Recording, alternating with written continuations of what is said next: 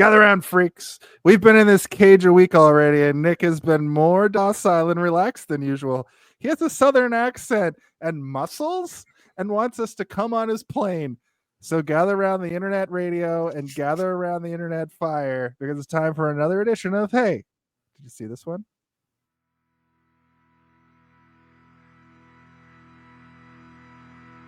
Behold, the odyssey of a chameleon of the silver screen, a sorcerer of chaos and introspection who weaves through genres with unmatched finesse. With fervor and unpredictability, this cinematic alchemist transforms scripts into gold, captivating audiences in thrillers and whimsical adventures alike. Join us as we watch a man shift from explosive action heroics to profound vulnerability, while he crafts a legacy that defies the ordinary, embarking on a mystical journey of artistic audacity and endless reinvention. Because this month, Hey, Did You See This One? Invites you to be trapped in a cage. Oh, no, not the beast! Not the beast! Ah!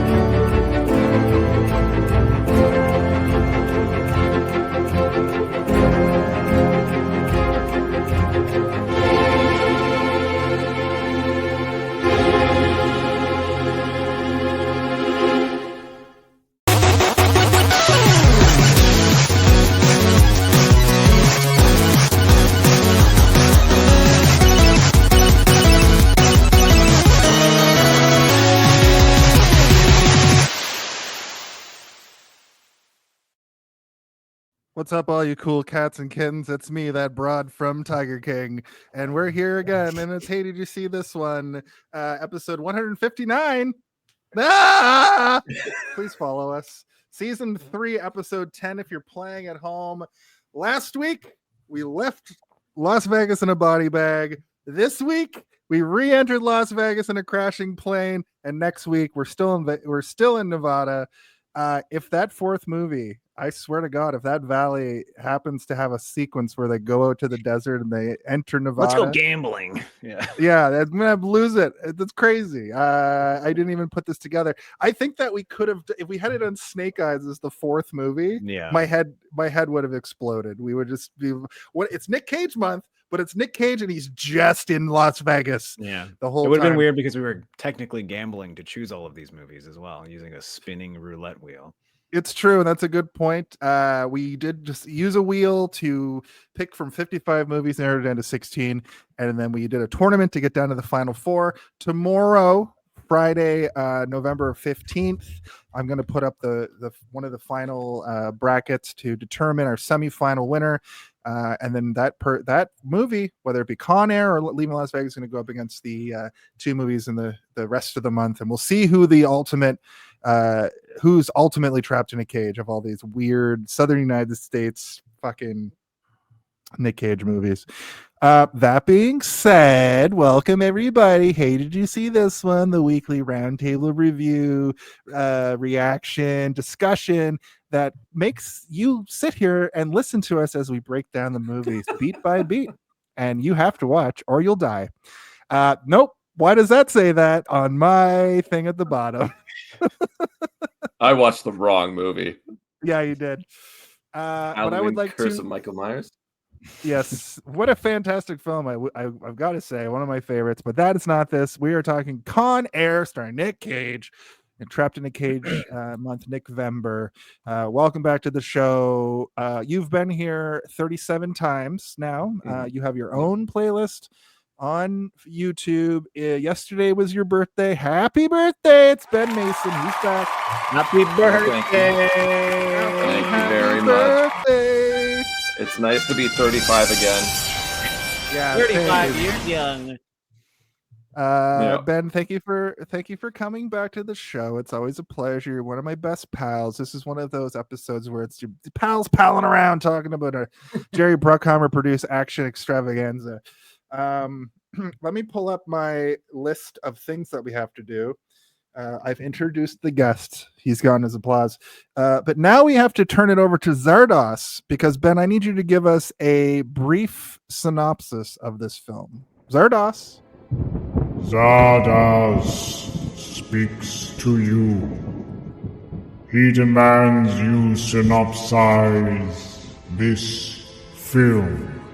Tell him how, why, who, what occurs in this film. That's new. Yeah, it's pretty fantastic.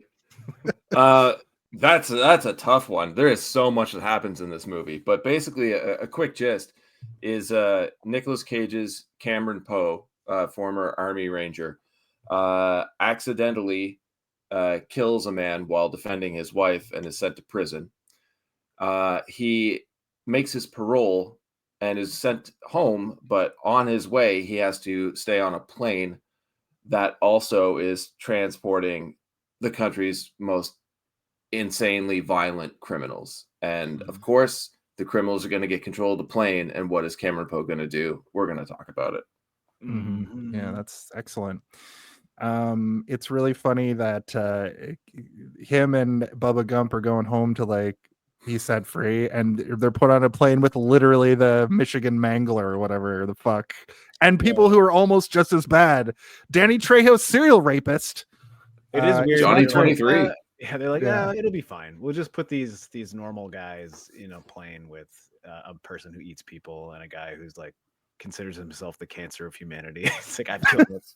Well, we have to say, straight up, nothing in this movie makes sense at all. No, it's a comic book, basically. Nothing. Yeah, it's one of my favorite movies. Music. John Malkovich's theme song sounds almost like an alternate version of like Bowser's theme song from the Super Nintendo. That's how cartoonish this could be. Every time I heard it, I expect it to be like, like, how did they get Malkovich for this? Malkovich loves dumb shit. Like he does lots of movies where he's like, yeah, if I'm going to be the weird maniac, I'll do it. You're like, all right, fine. He doesn't even do a John Malkovich accent in this. No, he's doing a normal voice. Yeah, it's like, hello, I am John Malkovich, but I'm also Cyrus the Virus. Yeah. And also, I want to say at the top, also kind of hot in this movie, even though he's like a horrible racist. I'm kind of into it. But his whole thing in this is like not a traditional Nick Cage movie where Nick Cage is like, oh, I'm freaking out, I'm Nick Cage. It's more like a John Malkovich movie where Nick Cage is just like, basic hero, which is so fucking weird to see. This is a good point. We do actually do this World Mind. We put these intros up, but we'll get to the Ad Bucks point later. Nick Cage. Oh, who's it? Is someone at the door? Somebody at the door? Yeah, this is Alex Jones, and oh fuck, Alex Jones is here. Hiding under my desk here at InfoWars. I heard the Onion bought my studio, so I'm gonna hide here for a little while until they come kick me out. But little do they know, I've been removing the insulation from the walls here for years, just in case something like this happened. And I've been sneaking non-perishable snacks and bottled water and thousands of unsold bottles of protein powder and erectile dysfunction medication. So I figure that'll last me the better part of a decade. I'm gonna live in the walls. In the walls. Oh, man. Remember when I was just sneaking into the woods and exposing billionaire orgies and making fun of them for worshiping an owl. Wow. Well, I guess he chained himself to his yeah. desk. What a crazy. Yeah, definitely. yeah, and the Onion of all people bought Infowars and put out a great press release that is in the Onion nature of just pure sarcasm. And then Nick Cage, nope, Alex Jones is crashing out online, and then he sent we were making fun of him, and he sent that to us. So Yeah, they're putting chemicals in the water or turn the friggin' frogs gay, and he's using his boner medication to stay alive in the walls. here we are. All right. You guys have it up there. With that said, it's time for our brief history. A brief history. Here on this very program, the guest is the person who has chosen to go first for all things. So, Ben, why don't you tell us about your brief history of Con Air? I definitely grabbed this from the rental store when it came out day one. You know me, I would get every action movie I could. I'd just eat up anything, anything at all. I have very poor taste, hence Biodome being one of my favorite films.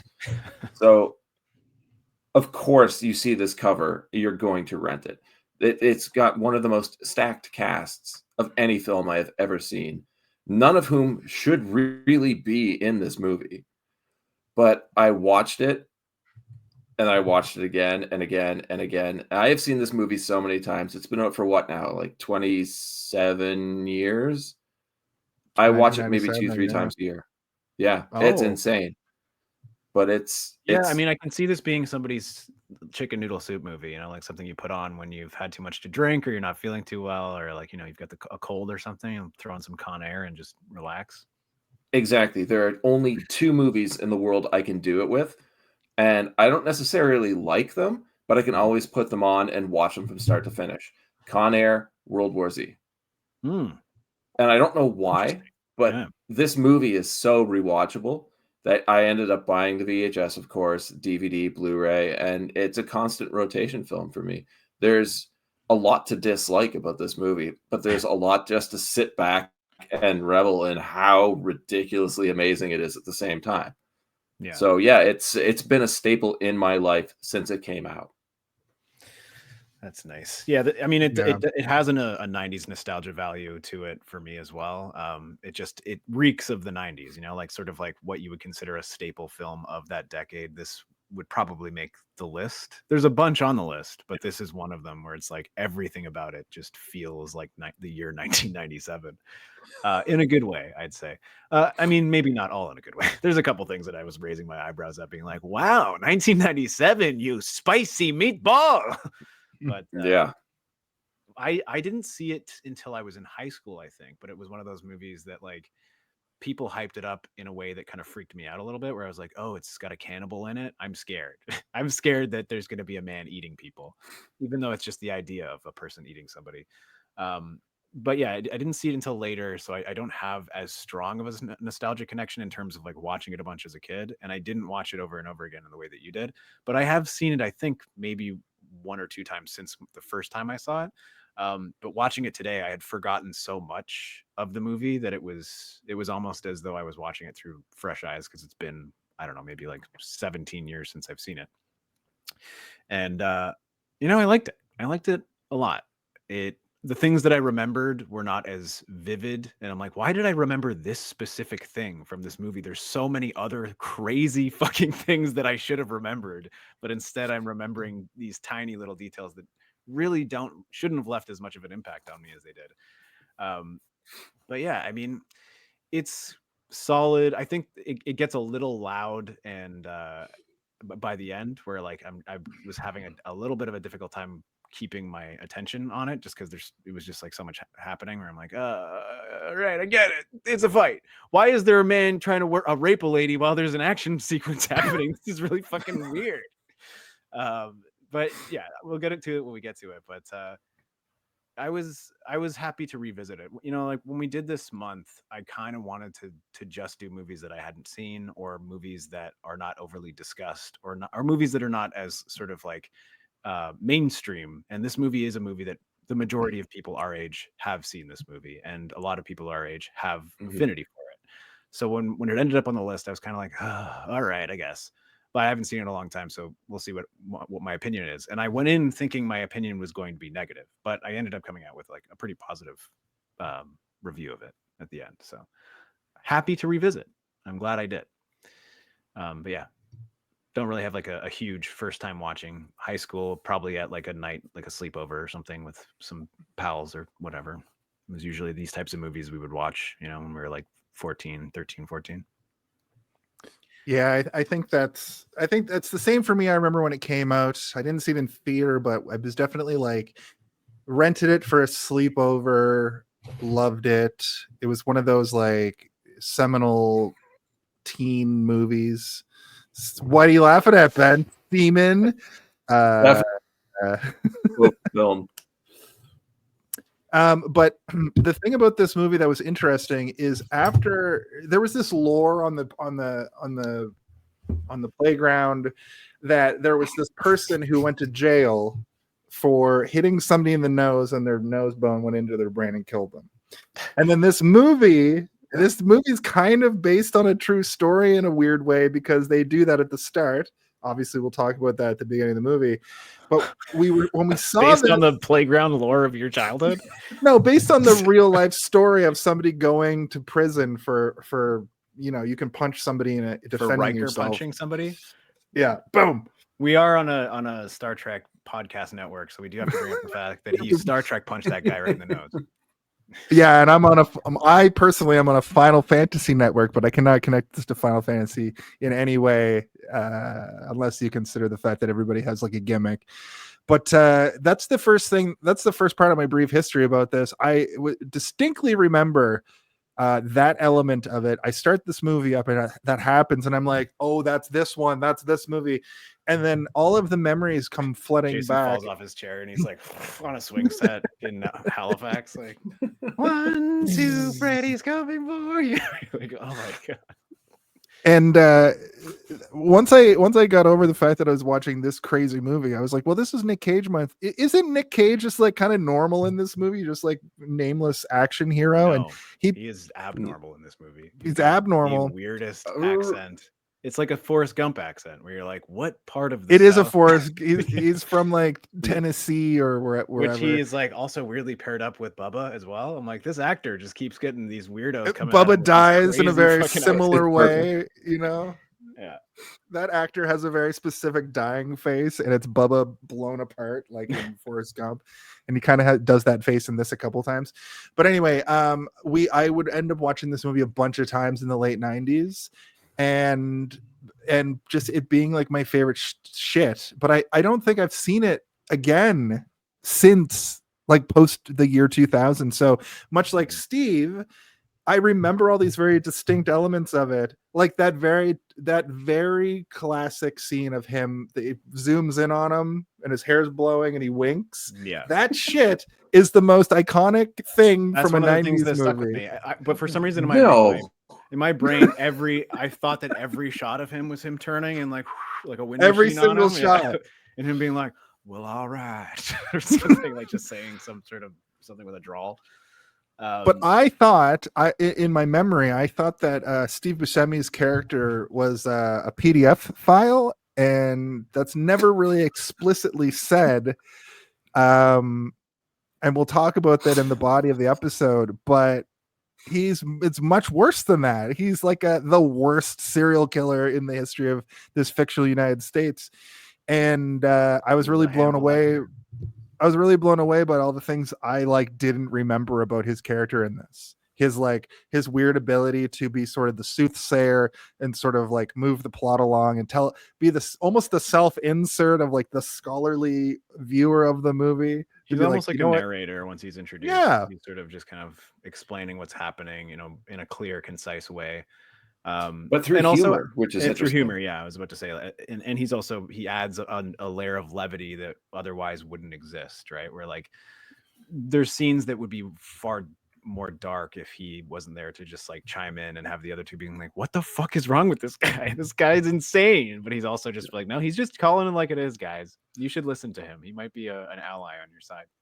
But just to round it out, it's just I really like the idea that you presented, Steve, of like, this movie has lived in my head for all this time, but since I haven't gone back and watched it, it just took on a life of its own. And rewatching it today, I just couldn't stop watching it. It's so enjoyable, and it will be one of those things now that I'll remember this podcast. I'll remember watching it today, and I just want to throw it on in the background while I'm doing stuff because it's so stupid and ridiculous and fun and good. There is a movie like that where I watched it a ton of times and then never watched it again, and it was the movie Lost in Space with like Matt LeBlanc and Bill Hurt and like all those like the weird late 90s live action remake of the TV show. And I fucking loved it as like a 9-year-old or whatever watching it. I got it on VHS and I watched the shit out of it, and then I just never watched it again, where I was like, I think I'm good. I don't think I ever need to watch this again, and I didn't. But I had forgotten that Gary Oldman's in it, so I'm like, maybe I do want to watch this again as an adult and like judge it real harshly. As like, well, you get that. Don't do that. You get that unique. Don't ruin my childhood. Yeah, you get the unique view of this movie because now I know like most of the actors in it. Like I didn't remember Dave Chappelle was in it. I just knew he was in it because of the last 20 years. He makes jokes about the fact he was in this movie. When I watched it back then in 97, this is like Dave Chappelle's first thing he ever did before he was ever really known for stand-up even. Like he was just in movies sometimes. And then Half Baked came out and then he did his first amazing stand-up, and then Chappelle's Show and disappeared. So like he's got that really small window, but this is an odd career, Dave Chappelle. But he's in this, and he's very much Dave Chappelle, you know. He's in The Nutty Professor. He's also in was that movie with Martin Lawrence where he's like Blue Streak, I think? Isn't he in that? Yeah. Maybe. I don't know. He's in like a lot of movies. He's in a lot of movies like where he plays this type of character, which is like a guy who is there for maybe 15-20 minutes and then is gone for the rest of the movie. Well, the thing too about Dave Chappelle in this movie, which proves to me how entertaining and how lasting this movie is, his staying power, is that when I first saw Half Baked, I was like, holy shit, it's Pinball. Yeah. Right. Like his character stuck with me that much for as little as he's on screen. Like he kills it. He totally kills it. He burns a guy. So like Pinball is another stand-up special coming out on Netflix this summer. Yeah. I mean, why is he so transphobic now? Why is Pinball so transphobic? Leave the trans people alone, Pinball. Pinball, you done me wrong. Yeah. No, there's a lot going on here that. Yeah, exactly. As he wasn't a Chew, was he? He was a Chew. Was that his name? A Chew? Was that the blind guy? Was he the blind character? Blinken was the blind. That was Blinken. Oh, yeah. But no, I find it really interesting that this was almost like a forgotten movie for you two. Because coming back to it, it sounds like you enjoy it today as much as I did every time I watched it every year for the last 27 years. Yeah, I mean, it's really that means something about the quality of the film. Yeah, I would say that it feels extremely formulaic in a way that is pleasing. You know, it's like where they had kind of like broken the algorithm in the 90s of what a movie is, and then that algorithm changed in the early 2000s, and it's continuously changing forever, right? Like what is a successful movie changes with each decade, and you know that sort of like paint by numbers in the 80s is different in the 90s, and this is kind of the sweet spot where a lot of movies between 1996 and 1999 are like considered some of the best movies ever made. You can look at like the year 1999, and a lot of people consider 1999 the greatest movie year ever in all of history. Like if you look at the amount of movies that came out that year in terms of like quality, a lot of people say that, but I assume that will change in like 20 years. Gen Z is going to look at like 2009 as the year that had the greatest movies of all. You know, it's gonna opinions will shift. I have to disagree. We all have to be okay with that. 1998 was the greatest movie year ever because Basketball came out. Do you guys want to talk about the I'm not director talking now? about my opinion. I'm talking about a list know. of lots know. of educated people's opinions, not my own. And I disagree completely. It's 1987. Yeah. The year I 1976 came has out. turned That's the year out I came that's out, been pretty guys. dope. And then I came out again in 2011. Uh-oh. Really? That recently? Yeah, took me a while. That's what happens. Do you guys want to talk about the director of this film? Because he's done a couple things. He's done some horrible things. Yeah, we all have. All All right. Quiet on set. Are we rolling? Okay, let's shoot this piece of Sound. Speed. Action! This film is a Jerry Bruckheimer production, and Jerry Bruckheimer has his producer name on a lot of things from this era. However, he did not direct the movie. I don't think Jerry Bruckheimer really has ever directed. He's a presents kind of guy, but Simon West directed this film. And for looking at his list of movies, he I think would be known for Tomb Raider and The Expendables 2 are two movies of his that I've seen, and a bunch of other stuff that I haven't, but it looks to all sort of be in the same vein. Right? He's still working. He directed a movie called Old Guy this year, which follows contract killer facing the end of his career, who is thrilled when the company pulls him back into the field with a Gen Z newcomer. And that's got Christoph Waltz and Lucy Liu. So like he's got the big names all over the place. Steve, do you have anything that you would like to talk about when it comes to this man? I mean, not particularly. He doesn't have a ton. I mean, this is his first motion picture, which is, I guess, pretty interesting. He came out with a banger, which is probably one of the reasons that he is still working today. This was a wildly successful movie, and like you were saying, Ben, has some staying power to the point that people still talk about it today. So I assume when he shows up with an idea or with interest in a project, they still are probably like, remember that time he made so much fucking money with Con Air? Let's just give him Old Guy or whatever. He wants to make a movie about some old guy. Let's just do it. He does have that history of he started in music videos, which we've noticed on this very show that the people that started in music videos, fair enough, but they usually put up their first and second and third movies are usually bangers. I don't know if they ever have staying power unless you're literally Spike Jonze. The thing is, like, the thing about we've talked about this before is like people who direct music videos have to have a very strong ability to tell stories visually without a lot of time. So like if you give that person 2 hours, they'll be able to sort of figure it out, especially when it comes to the visuals, right? And this movie is a very visually compelling movie. The music is so strange in this movie as well, but that's not to say that I dislike it. It has such a weird identity to it where you can tell that everything is pretty deliberate when it's happening. It almost feels like a Star Wars or something, where like every character has their own unique theme and there's DNA to them in the score while there's stuff happening on screen, which I always appreciate. And it's obviously like one of the oldest tricks in cinema, but not a lot of movies do it anymore. I think even the Avengers stuff, like it took them 12 movies for them to be able to be like, okay, so this is the Ant-Man theme, and this is the fucking Spider-Man theme, and this is the Iron Man theme, and they could sprinkle those in, and you can recognize them. But in this, they're giving you like the Viruses theme, they're giving you Nicolas Cage and John Cusack's theme. Like everybody has their own unique identity through the music, and that's like, you know, a typical John Williams move, right? Where it's like everything has to have its own identity and has to be important, and you have to be able to recognize who's on screen even if you're closing your eyes by hearing their music playing. It's funny you should mention that. It's funny you should be talking about the actual score for this film. And this is going to go to my I'm just going to do it now. Can I get the theories theme? Theories. This is a very loose theory. It's more headcanon now, but this movie takes place in the same universe as Bad Boys, another Jerry Bruckheimer film. And it all links to, there's a scene where Pinball is skulking around in the sandstorm. He's bringing the transponder over to put in the other plane.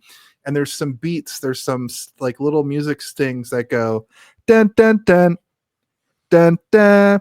And if you've ever seen Bad Boys, the whole theme of that, of the whole musical score of that is dun dun dun dun dun dun. And the reason why I think that they're linked is because it's got a very, like, it's different directors, obviously. Bad Boys is Michael Bay, but because of this little musical sting, I've determined that while the Bad Boys are over in California busting the drug lords, this is happening overhead in a plane. And I love the idea because the movies look very similar. They've got this similar pacing. It's sort of like action movie with a heart of gold, or action movie with a soft spot. It's a very loose baby skull with a baby skull with the with the soft spot pushed in. I just really feel like from now on I'm always going to link those two movies together because of the fact that one of the people who worked on the score for this worked on the score for Bad Boys, is the point I was trying to get to. Jerry Bruckheimer, I think that all of his movies might take place in the same universe. We might have to do a producer month, but anyway, Bruckerverse. The old Bruckerverse. With the visual style, I like that you brought that up, because honestly, for the longest time, I thought this was a Michael Bay film. I really did. Right? Yeah. But you can convey so much through visuals. And yeah, when you've got music from people who've done music videos, and like how influential that can be in their storytelling, the visuals themselves, I think, can be massive. And like they're like the mid to late 90s, a lot of these big action films had this look. But we can also talk about people that came out of not just music videos, but from TV commercials. Mm-hmm. Like Zack Snyder was directing car commercials, and then out of nowhere did the Dawn of the Dead remake, which I think is one of the best film remakes ever made. And if you look at it, it looks like a car commercial the entire time. Yeah. You want to hear something interesting about Simon West, though? The second ever Budweiser I know what you're going to say. Frog commercial. He directed the second ever Budweiser Frog. You want to hear something interesting about Budweiser me? I've never seen the Budweiser Frog commercial ever. Bud. We could do it right here. I'm going to say Bud. You say why, I'll say Zer. No, I fucked it up. Bud. Why? The chemicals in the water are turning the freaking frogs.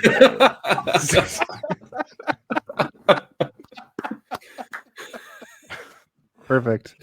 Jace, the director of this film, most famous music video is what? I would say that it is. I know what it is, and I don't have to look. Holy shit! Right? It's Rick Astley's Rick rolling you to death. It's never gonna give you up. Never gonna make you cry. They should have cast Rick Astley as a character in this movie. Cyrus the Virus. Yeah. Perfect casting. Or Johnny 23. Or when the mask comes off of Steve Buscemi, it's actually Rick Astley. He's Rick rolling before it was even a thing yet.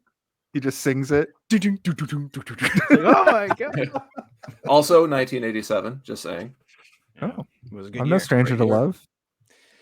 I had something to add, but whatever. We goofed too hard that it rattled it out of my brain. I think I just wanted to add, Zack Snyder, he's hit or miss for me a lot of the time, and a lot of his later stuff I can't really get behind in terms of story, but like me, oh my, he still knows how to shoot stuff. Like his work is always visually extremely beautiful. Even his shitty movies that I couldn't care less about, I'm like, they look good though. Like you watch a trailer for it and you're like, this is probably going to be a big pile of shit, but it looks great. It looks fucking good. It looks beautiful. Yeah. Release the Snyder cut of that one Saturn commercial he did. Yeah. 3 hour long advertisement for the worst car ever. It's in 4:3 ratio. Black and white. Yeah. I watched the Rebel Moon movies, and he released his cuts, his long cuts of them. I haven't watched it yet because I'm just like, whatever. But I've also heard people say that the director's cut are better. And I'm like, if it's a Netflix movie, just let him do his director cut first. Like, why are you taking it away? If his director cuts usually are, and it's like, just let him do it. Anyway, I'm not here to talk about Zack Snyder, but I do agree that Dawn of the Dead movie is one that it was one of the first DVDs I ever bought or Blu-rays I ever bought when I finally got a Blu-ray player, and I just like watched the Mhm. of it. We would have like fire pits in my backyard in Brampton, and we would like bring out a Blu-ray player and a TV and just like watch that movie in the backyard around the fire like weirdos. We can't just sit around and be silent around a fire and have conversations. We have to watch Dawn of the Dead, directed by Zack Snyder. Hey, like I still posit that Sucker Punch is a bad movie, but I enjoyed it because of where I was in my life when I watched it. So A mental health facility. Yeah, Time and place, I'm actually time in and that place. movie. I was drinking a pint of vodka openly in the theater with 7 other people, and I was like, "This is live action Final Fantasy." I'm gonna go back and rewatch and be like, "Nope, wrong, incorrect." I'm still not convinced that I'm not in a mental health facility, and you guys are all just figments of my imagination. We all experience mental health issues here on the show. Yeah. Welcome to the Steven Show. Do you guys want to get into the body of the episode? The body of the episode. The body of the episode. I hope that everything for this is my voice as well. I'm living in a hall of mirrors, y'all. I've tried to make my own little stings for the show, and you're like, nope, here's one that's better. Zoldos. So It's absolutely amazing, though. it's very good. It's very good. You blew mine out of the water. Mine was stupid. It's fine. I liked it. Jerry Bruckheimer intro is wild. I thought I had the Flash movie on for a sec because of when you get that Jerry Bruckheimer, the full thing usually it's just like the tree of the lightning bolt, but they did a full like 10-second little clip. And off to Mobile, Alabama, where Nick Cage is a military man. He has a girlfriend. She's pregnant. And How Do I Live Without You is playing. She's going to die for sure. I don't know how I didn't remember that she does not die. Or does she kill him by accident? What? What note was that? I forgot how this movie starts, and he ends up on a plane. Right. It's the punch his nose into his brain movie based on a real story. And I'll just go to the actual chat GPT telling me to stay on track.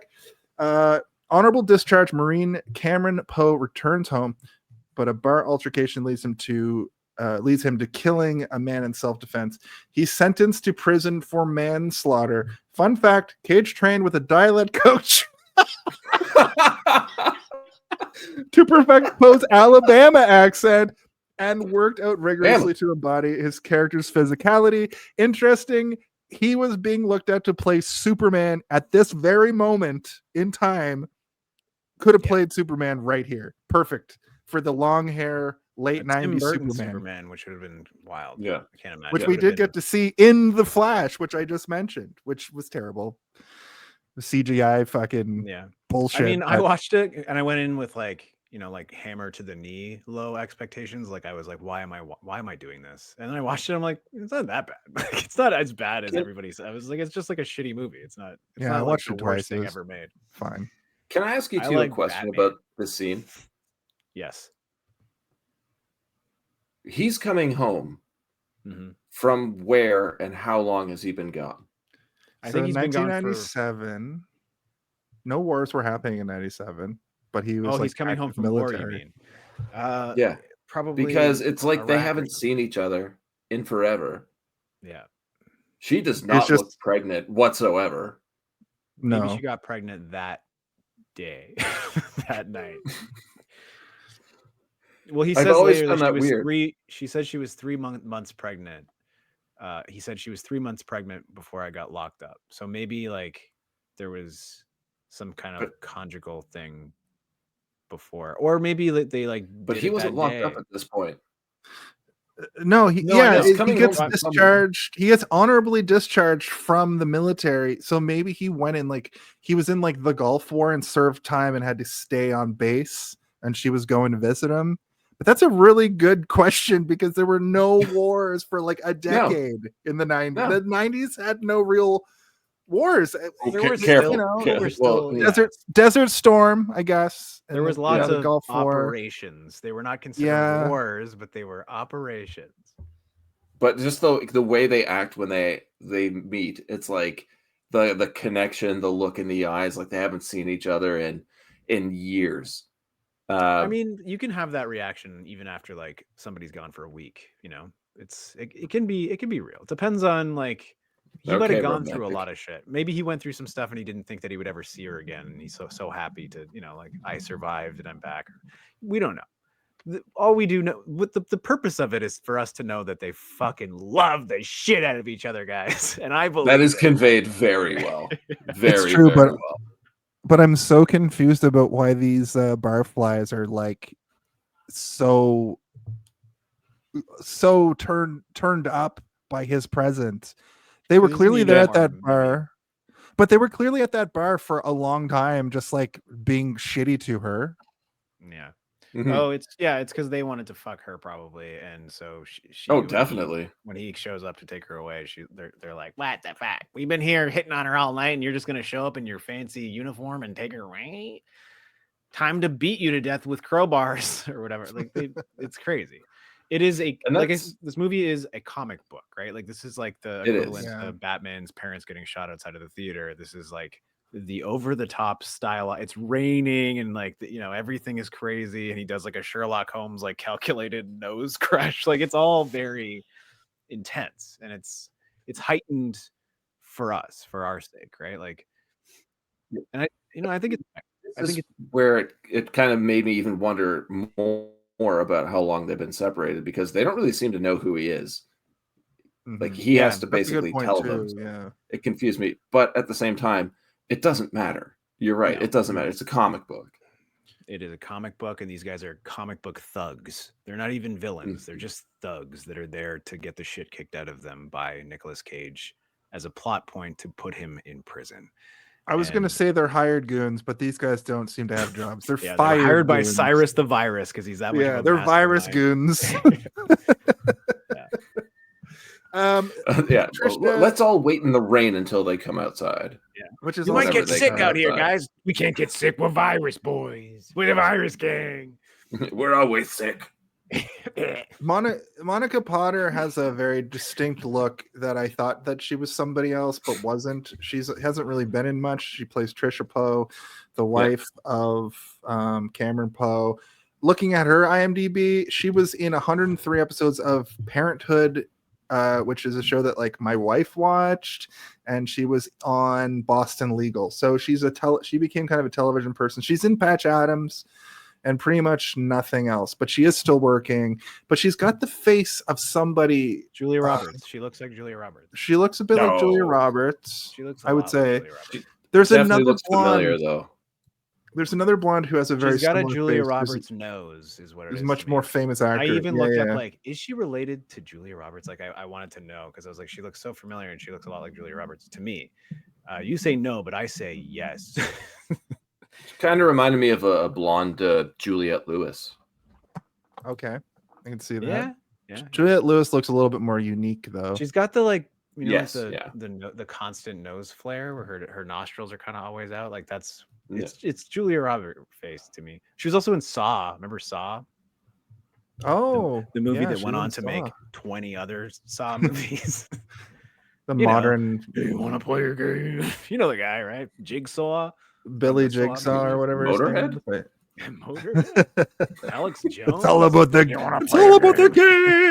and how you play it. So he gets 7 to 10 years for manslaughter because they're fucking up his shit, and he's like, "Get out of here! I don't need you around me." And they wait for him after while they're going to the car. He gets attacked by 3 thugs. He beats the fuck out of them, no problem. Just eliminates them with extreme prejudice. He punches the guy's nose into his brain and kills him. The guy comes out and he's like, "Hey man, you killed this guy." And he's like, "Oh no." And then he gets 7 to 10 years because the judge deems. So if I was to do this, I probably wouldn't serve time because it was an accident, it's manslaughter. But because he's a trained military weapon, he goes to jail for 10 years. Insanity. It's another comic book. Listening to his lawyer. Yeah. But he seems to go to like the nicest, most fun prison of all time. No. There's a part where he's literally like having to put a pillow over his head because there's a riot happening around him. Like it's not the best place. Yeah, it looks like there's a riot, but no one's doing anything. No there's one's just rioting. Toilet paper Everything's and just fire on everywhere. He's getting those Firefight! puffballs, They're like throwing flaming toilet paper.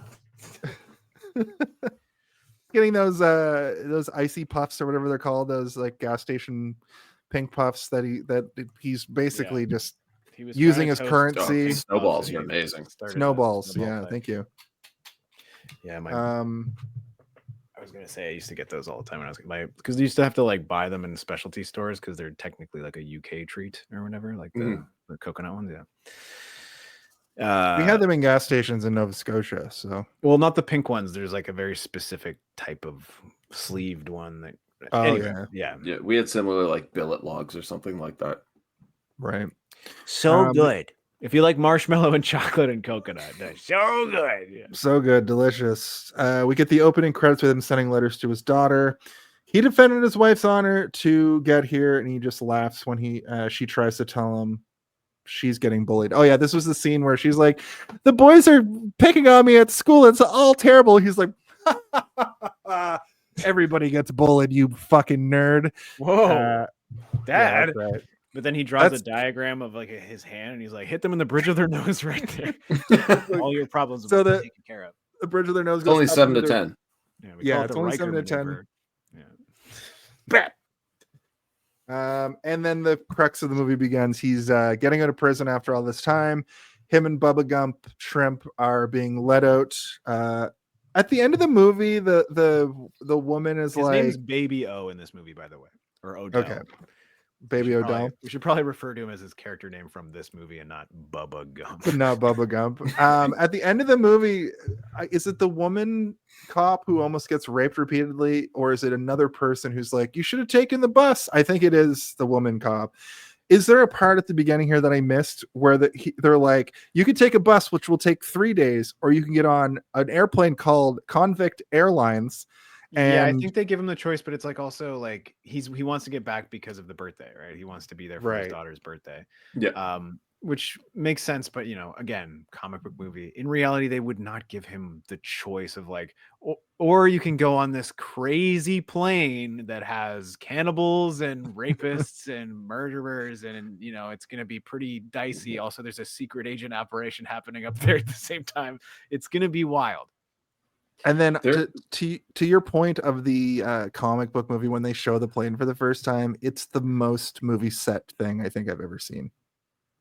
Yeah, For but an it's in a airplane. good way, Definitely. though. Definitely. This is back It- when they- Like it looks fantastic. awesome. Yeah, it looks I'm not great. complaining. I'm just saying the reveal of it, like this cop is walking through the hull, and it just, I'm like, why does this look like an action play set for a Nick Cage action figure to like?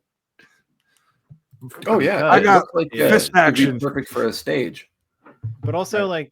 like, these types of cargo planes, like that's pretty much how they're designed. Like if you see them Yeah. in any other movie, they are pretty much that. I looked it up because I was like, is this a real thing or is this a dream of some weirdo in Hollywood who's like, imagine a plane full of convicts? And I looked it up and it most definitely is real. I had the thing open, but whatever, I'm not gonna look it up again. But it has like a specific name and code and everything, and it's part of the United States prison system. And yeah, they will transport the most dangerous prisoners in planes to get them to court dates or to transfer them to other prisons all the time. And I was kind of shocked because I was like, why? Like, I guess there is need for expedience in certain scenarios. So I guess they would have to, but you'd think they would just put them on a normal plane, and like have them in a cordoned off section. But I guess if people are too dangerous, they got to put them on the prison plane. Yeah. On Con Air. Yeah, and Jailbird. it is actually like nicknamed Con Air. Like it was like JVSHR or something is like the actual code, but it's like nicknamed Con Air. And I was like, whoa, welcome to Empire City, where everyone's a criminal. Yeah. When Jace was talking about being questioned about whether taking like a bus or a plane, today was the first day I realized where I know that guard from. Did anybody else recognize her from anything? She looks familiar, but I don't. Is she in Total Recall? Am I wrong Yeah, she's there? Melina in Total Recall. Yeah. Okay, so I was like, on Mars. okay, because I was like, she looks like the actor from Total Recall, but I wasn't 100% certain. I was like, will I be racist to say this right now? But no, it's her. Okay, good. Thank God. No, that was one of two things watching this movie that completely caught me off guard that I didn't realize. One was that she's in Total Recall, and two is how short Danny Trejo is. Yeah, well, yeah. But he also looks taller than normal in this movie. Something I noticed. Well, they filmed Well, until him you put him from next to low angle. Malkovich, Yeah, who's yeah. also short. Yeah. who's shorter than I am. So, yeah, A lot of people in Hollywood are short, guys. It's easier to shoot people who are short. it's true. And large heads, apparently. Yeah. Large head. Yeah, and if you have like weird predominant shadowy features, people love it because you can like light them and they just look interesting. But if to see them in real life, you're like, "Look, this guy looks like this guy looks weird." Yeah. Yeah, I mean, but I've seen pictures of Danny Trejo in real life. Like every single picture I've ever seen of him where he's like in public taking a photo with someone, he's shorter than everybody. So I'm like, he must be pretty tiny, right? Like if everybody's taller than him in every photo. But then like Ving Rhames is probably 6'5". Yeah. Massive. Yeah. I've got a bit of a fun fact before we move on to the plane. The Dear Casey letters add emotional depth. Thanks, ChatGPT, idiot. But Cage reportedly kept a photo of his son nearby while filming these scenes to stay connected to his role as a father. Interesting. That's pretty good. I feel like Pretty that's good something that I would do. Yeah. Like, because it is hard to artificially create emotions, but it is really easy to fall into emotions when you have something like that, like something that has an effect on you at like a primal level. So I can see that being a useful tool instead of looking at a picture of some actor that you've never seen in real life being like, this is my daughter. I can easily see Cage doing something like that, though. That doesn't surprise me at all. It seems like he would try and personalize every role he has. Mm-hmm. It's like Sam Jackson with his wig guy. Sam Jackson, like, I need to have a new hairstyle in every movie. I feel like Nick Cage is like a halfway there method actor. He's not quite a Daniel Day-Lewis where like on set he's gonna like be an asshole to you because the two characters and you and the other character are like. I heard this thing about I forgot what movie it was, or it was a play or something, but the actor was talking about Daniel Day-Lewis was an asshole to him the whole time because they were feuding in the play or the movie, and then after the fact he was like, hey man, great job, that was a good, once it was over. But I feel like Nick Cage, when he's in the scene, he's like so intense and you're like, what the fuck? And then after the scene is over, he's like halfway still in it, but it's really just his Methodist like vision that he's like weaving into the character instead of just like, I don't think he was walking around the set acting like I think that like the whole time. Daniel Day-Lewis has like talked about this in interviews and stuff where he's like, the reason that he does that is because he's like, I am not a good actor and I actually have to do it, or else when it comes to actually shooting, I won't be able to slip in and out of the role. I have to payoff. In it. Right. Yeah, I mean, obviously in gold, every time this man has acted, it's like, would you like another Academy Award, sir? He's like semi-retired because he can't keep doing it. He's like, I can't go to that place anymore. I need to go to Italy and make shoes. Yeah. Which is his next movie, The Shoemaker, starring Daniel Day-Lewis. That's what he literally did in real life. He's a No, cobbler. I know. He's cobbling away in Italy. Looking at you're talking about acting styles. You look at the entire cast and everybody has such a different acting style. Can you imagine what some of these guys were thinking when they were confronted with Cage going almost full Cage? Yeah. But he's like, I think they were all trying to like compete with his ability, and this is a reserved Cage performance. I honestly think this is a bad okay. It's not a bad performance because the character is believable in the sense of like I understand this character and I like the character and I like watching the character, but there are so many times where I'm like, this is such a molasses thick level performance that it's like it borders on goofy, but because the rest of the movie is goofy, it's fine and it fits right in. It is like comic booky, cartoonish. There's even a part where he's like, we're in a Saturday morning cartoon. And I'm like, yeah, you are. You definitely are, man. Like, I say, we're in some sort of Saturday morning cartoon here. Look at Colm Meaney from Deep Space Nine, who has a like Irish accent. Look at his crazy flying off the handle, yelling and screaming in this movie. It's so over the top. He doesn't really break his accent either. I noticed. I was like waiting for that like Irish accent to slip through a bit because he's He's from Deep His Space American Nine. accent is always very like affected already, right? Where he's Yeah. got a very specific type of American accent because it doesn't sound like a normal accent or even like a regional accent. It's like his version of an American accent that he I'm uses. fucking FBI over here. He also It's has kind of what the he's doing. funniest line in the entire movie. I don't know if you guys also agree with me, but I'm like, this should be a t-shirt maybe. What one was it? He says, I wrote it down. I'm It's curious. funny. He says, I don't know, he's off saving the rainforest or recycling his sandals or some shit. What the But he's so like soft spoken on Deep Space Nine, and yeah, whenever you Miles see him pop O'Brien, him, whenever you see him he's pop the- in movies, the, he's pretty normal. He was in developer, he's the transport pad operator for the Enterprise for several seasons, and then he gets to be Miles O'Brien on. he's kind of the Scotty of the Deep Space Nine, right? He's not really Scotty. He's more like, I guess he's sort of like the chief engineer, yeah, or maybe that is his literal title. But yeah, he's like he moves from the Enterprise to Deep Space Nine, which like it exponentially grew his character and made him a far more likable character because he was sort of a bit actor for that show. Where it's like anytime they need a transport guy, Chief O'Brien is there to be like, all right, energize, and but in this movie he's flying off the handle and it's like he's losing his shit every 5 minutes and it's great. He's good. But that line in particular, I was like, was that written or did he just like say that? And I just love that he caps the line with or some shit. Like he could have just kept going. Or some shit. Recycling his sandals. Like I really like John Cusack's performance in this because during this era, he was usually known more for Fish Out of Water or like romantic comedies, high fidelity kind of stuff. And then he shows up in this and he plays like an FBI agent who's like a genius, sort of. Like he's sort of like is able to like, he's smarter than everybody else around him, I think is sort of his, I think his genius is character. pushing it. Yeah. He reminds me of Cage in The Rock. Basically, Yeah. I feel like it's Okay. almost the same Little bit, yeah. character.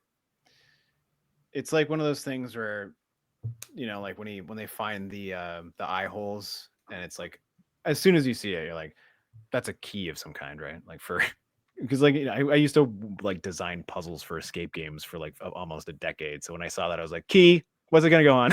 show me. And I was glad that there wasn't like 20 minutes of them being like, why'd he poke the eyes out? Like it's almost instantaneous where he sees it and he's like, I just need to find the correct book to put this in. Like he just knew what it was immediately. So I kind of like sighed a sigh of relief because I'm like, I don't know, it's 1997. Is this going to be one of those things where they're not going to see it for so long? Well, those two characters, Malloy and Vince, have this weird like feud. Well, Malloy is like he's not the villain, he's the foil, right? So he's constantly like Vince is like, I know what's happening, and Malloy's like, I'm a fucking fed. I do what I want. I don't play by your rules, you nerd. EA, yeah. To the point that is like, what's with dictionary guy? And John Cusack is like, I think you mean thesaurus guy. I think that was a very good like it delineated who these two people are in this story. Yeah, and like, yeah, he is definitely the foil. It's like there are two characters who are after sort of the same goal, but they're willing to go about it by different means, and their goals do deviate. But at the end of the day, they're on the same side. But it is again one of those things that it's needed, and also it makes them both endearing eventually. Like you kind of hate one over the other for a long time, but you understand both of them. And by the end, like the part where they're leaning against the car and they have their sort of like reconciliation moment, it is like well deserved, and it's very rewarding as an audience member. You're like, like there's like this tension that's always there, like shaking, like everything, it's like ripping bolts out of the walls the whole time, and then it's like finally just like relaxed, and they're like, let's go get a beer or whatever, you know. Like you feel like they went and got drunk that night together afterwards, you know. Let's hit up one of these casinos even though it's raining money. I love that you brought up the conflict between these two characters and like how to compare the two against each other, because I find that there are so many massive characters in this film that you could let them drive the plot, but there's so much plot in the movie that I feel like we miss out on a lot of what could be amazing character development interaction. I've had this conversation with other people and they're like, yeah, I kind of want to see movies with these individual characters dealing with other situations, Do either of you feel like we're missing out by how in your face rapid motion this plot is? So I was thinking about this too, and we've talked about this before on the show. Ben, I'm not sure if you've been on when we've discussed it, but we have like the Star Wars Cantina idea, where like when you go into the Star Wars Cantina in A New Hope and you see all those different aliens and monsters, or when you go into like the waiting room in Beetlejuice and you see all those different people in the waiting room, and they all very clearly have a unique and interesting story attached to them, but it's left up to your imagination to fill those stories in. What you're saying is Disney needs to buy this movie and make side stories about all the characters on the plane. This season on Con Air. Yeah. What I'm saying is that Kyle Mack just said the perfect thing in the chat here. The Con Air cinematic, the CACU, the CAC universe. The CAC U. Dun dun dun dun dun dun. But you know what I'm getting at. You know, all those characters are seemingly very interesting. Ben's dead. Yeah, well, the CAC universe got him. It gets everyone. Sorry. But you know, it exists in so many movies, and I think the plane itself is the Star Wars Cantina, and we're lucky enough that we get to hang out in the Star Wars Cantina for the duration of the movie, where we are getting a little bit more of each of these characters, but you never really get enough to be fully satisfied, except for maybe a couple. Yeah. You know, there's a few that I'm like, I don't really want to see this guy's. I don't want to see Danny Trejo's 23 rapes. You know, like I really don't need to see that, and I don't want to see that. Or 200 if he has the right poison. But I do want to I want to know more about Steve Buscemi, because he seems like throwaway line that he says. Yeah, he might. That's the accent caught me off guard like that. That's my Danny Trejo over here. Sorry, Steve. Go ahead. Sorry, Steve. It's okay. It's okay. I know that Jason loves doing his Danny Trejo impression. I'm fucking Johnny Trejo. He can't stop himself. Anytime it comes near, he's like, I gotta do it. But there is the weird I don't know the character's name, but like the sort of like comically over the top prison bitch in quotation marks, like the character who like as soon as he's given an opportunity, I found a dress. As soon as he's given an opportunity to put on a dress, he puts a dress on. Yeah. And I'm like, I am kind of interested to know about this character, and I'm interested to know about was he like this before he went to prison, or did he become like this in prison? Maybe he was like a crazy drag queen who killed some people, because why is he on the Con Air plane? Like, he must be a crazy criminal if he's on the Con Air plane. So like, yeah, maybe he was a drag queen that like murdered a bunch of weird straight guys in the real world. Like I'd like to know about it, but I'm like filling in the ideas myself, right? And I feel like most of the characters, we do get like a little bit of like a Suicide Squad style intro to most of the characters at the beginning, but then we like, as the plane is being refueled, literally with fuel, it's also being refueled with new characters to like. Well, that's what I wanted to bring that up, because that was another misremembering. I thought they were just in the air the whole time, and that whole sequence in the desert, I thought the plane crashes there, and then the movie plays out there. I forgot about the Las Vegas segment at the end completely, and the fire truck, and Cyrus's head getting, there's so many things that I just forgot about this movie and just assumed was pressed into this small amount of time, that the fact that all of these characters are introduced in this way is so interesting. I will just say, to move the plot forward a little bit, Poe boards the prison plane nicknamed Jailbird alongside notorious criminals being transferred. He meets diabetic inmate Baby O, his friend, and criminal mastermind Cyrus the Virus. He doesn't Grissom. meet him. I don't know why it says that. It's they've known each other for years. That's AI hallucinating. But my point is during the sequence we meet Johnny 23. He's there right from the beginning. The drag queen character comes on after, when they go down to Carcer City, or just gay man. He would be like, like when people become femme in order to like become sort of like a a piece of property in prison, which is like a really gross thing to think about, but like that's a reality of prison is like. But there's that people, like it's sometimes Ramon people go in there Martinez, and- known as Sally Can't Dance. Sally Can't Dance. Okay. Yeah.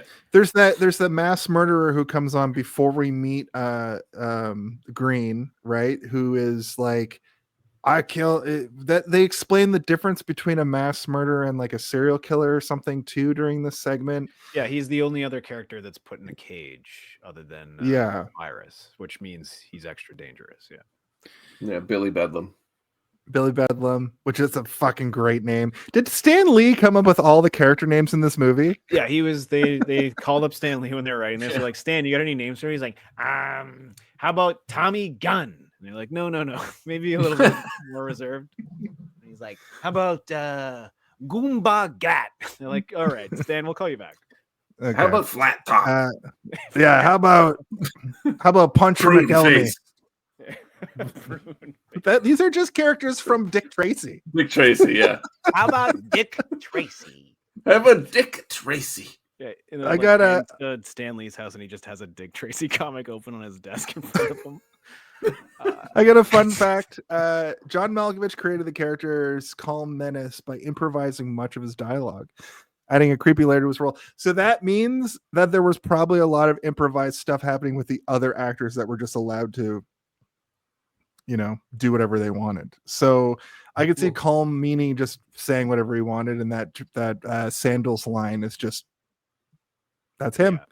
Yeah. Well, I had heard that they were changing the script on a daily basis, so they didn't even really know where the characters were going. So at that point, what do? You just make the most of what you can. And I think of all the people, I think Malkovich actually had the most fun with that.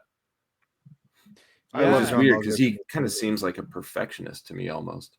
Yeah, but like that line later in the movie where the guy is like, please don't kill me, and he's like, sigh, and then he goes Anara, and then he like blows him up. I'm like, that seems like when you're writing it, you wouldn't really like, unless you started at that point, like imagine his name is Sai and then he finishes the sentence as Anara. Like it seems like something that would probably come up with on the day. I definitely wrote that down because it impressed me. It impressed you? Wow. I was impressed. Jason's impressed by that. Another thing I'll add about this plane is one of the DA, the actual DA is added to the plane, but I don't know. I think I just glossed over this. Like it just kind of came and went. The DA? Yeah, the DA gets put on this plane for some reason, which Ben, you might be able to answer this question because you've seen this movie 400 times. They're trying to get more information out of the prison. Like that's why he has the okay. Yeah.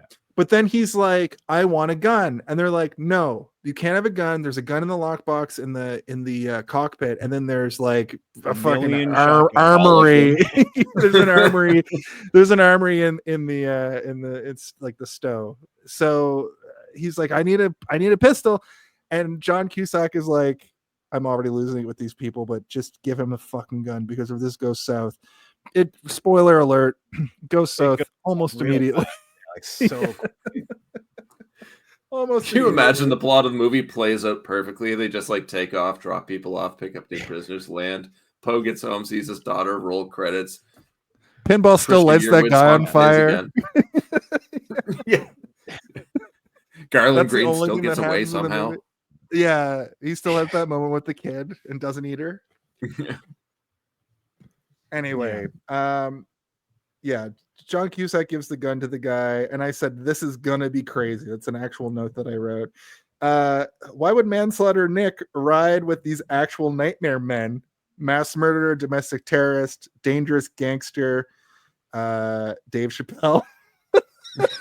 And then Dave Chappelle is there. Yeah. Oh, Cyrus the Virus is from this. Can I ask you guys about that's a very rhymey kind of fun thing to say, Cyrus the Virus.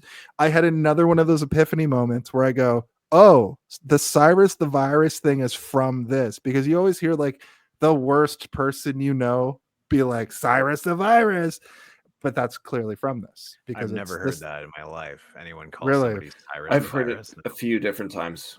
Yeah, I'm from Nova Scotia. From different... Ben is also from Nova Scotia. Oh, that's where all the Cyruses are and the viruses. Yeah. Well, yeah, I think a lot of people today think Trailer Park Boys, but Yeah, just because of that Cyrus might and that. be. But yeah, Also, there is have you this ever film met somebody and named Cyrus other things in your too. life? I've never met somebody named Cyrus. It seems like No. No. like a name from like colonial times, or like when people believed in witches or something, like when witches were being burned.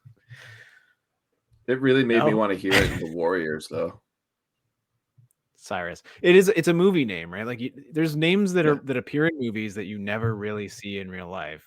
I mean, not to say that Cyrus is a bad name, and if your name is Cyrus, you have a cool name, because Cyrus is a cool name. But it's like, Silas even is like close, but I haven't even seen a Silas. Silas is a wrestler name for me. Yeah. Silas the Vilus. Silas the Violent. Violator the Violator. It's me, Violator. Yeah. John Leguizamo. It works. I'm A surprised John Violator. Leguizamo is not in this movie. He seems like That's- he'd fit right in. Yeah, That's actually a good yeah. point. Yeah. He could play the character who puts the dress on could be John Leguizamo. But he would play it much more offensively, I think, than this clearly like homosexual man who was picked for the role, and it's You fine. don't know that. Maybe he's just acting really well. You don't fucking know. Okay, I could that's really good. see him as the Sindino character. Yeah. Yeah, the guy who like gets introduced and like it's like a crazy like reveal where the camera's like on his face. Like, or are you talking about where it's no, I'm talking about the guy that gets put on the plane who has like the pulled back hair or whatever, and like when he's first introduced, there's like a moment where he looks up and the camera's sorry. because like that Yeah. did feel like that reveal should have been an actor that like Well, there were- especially with how there's- they use the character. yeah. You Yes, think you'd have yeah, like a larger name attached to it. I think so Yeah. too. And considering that, like, because a lot of these actors in this movie, it's not like this was their first gig. The only person really with the first gig here was the director. Everybody else in the movie is like, they kind of household namey at this point, or at least like faces that you recognize from other things. So that character in particular, even just the way the camera was moving, it's like when Steve Buscemi has the mask taken off. You expect it to be somebody underneath, right? Like it can't be, when you're introducing a character like that in something like this, you sort of need to have a hidden face like that. It needs to be somebody that you recognize from something else. Like, Are you talking about Billy I agree Bedlam? completely. I'm talking about Steve Buscemi's character, and okay. also the reveal of the what's the character's name? Sally can't dance.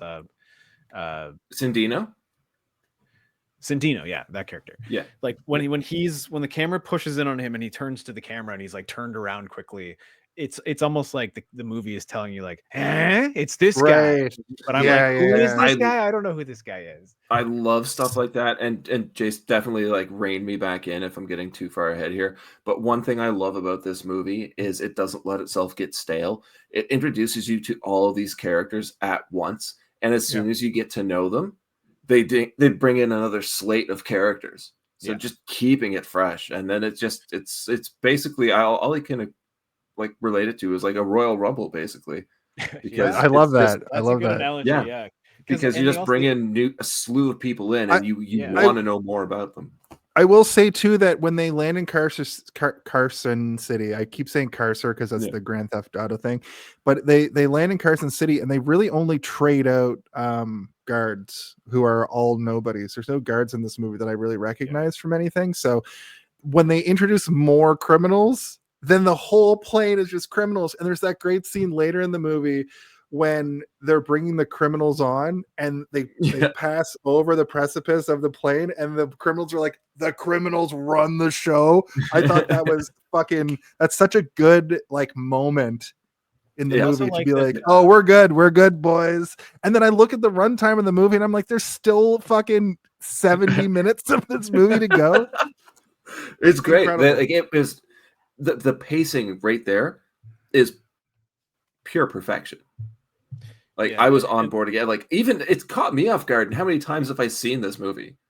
But it just keeps bringing you in step by step by step. One of the things that's really fantastic good about the introduction of that new roster, it almost feels like if you're playing sort of like a a video game where you have like a roster of like like a real-time strategy game, and you're like, I'm low on troops, and then you're like, okay, I found a station, I've got more troops. It's like that kind of like you're re-upping on your. You get a new roster. named. You get Yeah. 3 new named But, like, characters. Yeah, but immediately all 3 of those characters start moving around and doing things, and you immediately recognize like what their abilities are. Like the one guy, Swamp Thing, like goes right to the cockpit, and he's like, he rips out the tracking device, and he's like, here, take this and put it in another plane. And like they all know what they're doing, and they have like a job already. Which you're like, how the fuck did the virus get all this communication networking through all these other prison networks? And it's like, oh, he is like a virus. He's literally a virus that is spread through the fucking correctional facilities. And of he's all the of Joker. America. He's full on. Cyrus the Virus is like John Malkovich would have made a great Joker. Like if they had made the Superman with Nick Cage, if the Joker's in it and it was just played by John Malkovich, and John Malkovich is killing Batman in the Superman movie. Fuck, let me write some Marvel or some DC shit. I just want Speaking- to ask you one simple question. How do you think I got these scars? You're like, How "Oh, do you God." think I got these scars? We're doing emo Phillips impressions now? Call me Mr. Butterfingers. You were talking about writing right there, Jason. We talked about the director pretty briefly, but did anyone look up what the writer had done? No, but I thought that this might actually be a good situation to talk about this, because he is also somebody, right? Like he's got some good credits. Let me pull him up. Well, he's got credits. I don't know if they're good. I want to look at them with my eyes to know for sure. Look, right up the top, we got Beautiful Girls, Jumanji. Oh, he produced it. Gone in 60 Seconds, which also same Disturbing universe. Behavior. Okay, I like Disturbing Behavior. He wrote High Welcome to Fidelity. the Jungle. Adapting. Kangaroo Wow. Jack. Kangaroo Jack. Venom. He wrote Venom. Jason's favorite movie. Yep. Jesus Christ! Why do you know that about me? Because you yell about Venom and you do it in a Venom voice.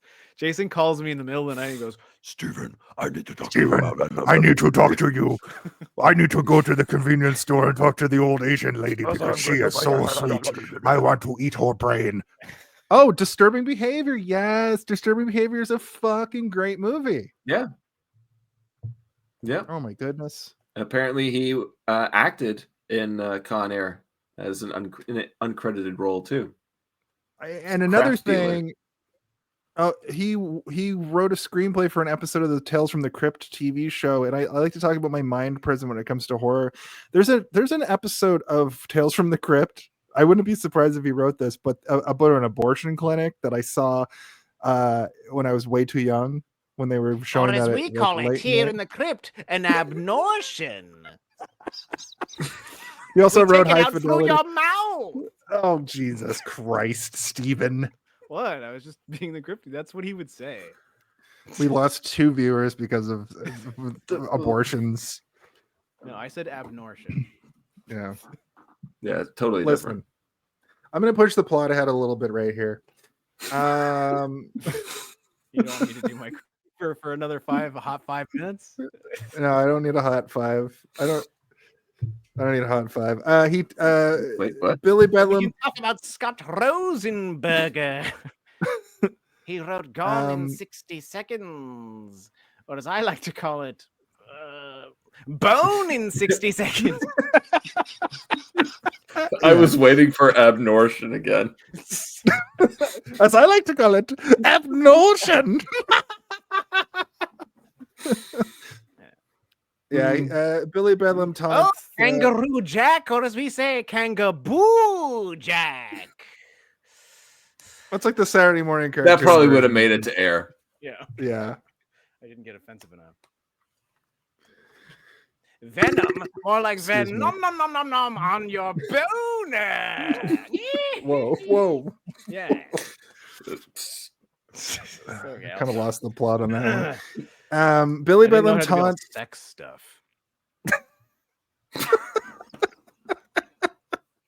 Billy Bedlam taunts You're doing great. Cameron Poe over the daughter's picture. I wrote off to a bad start. What's the reason for putting the DA with him? We talked about that. Danny Trejo is a serial rapist. Johnny 23.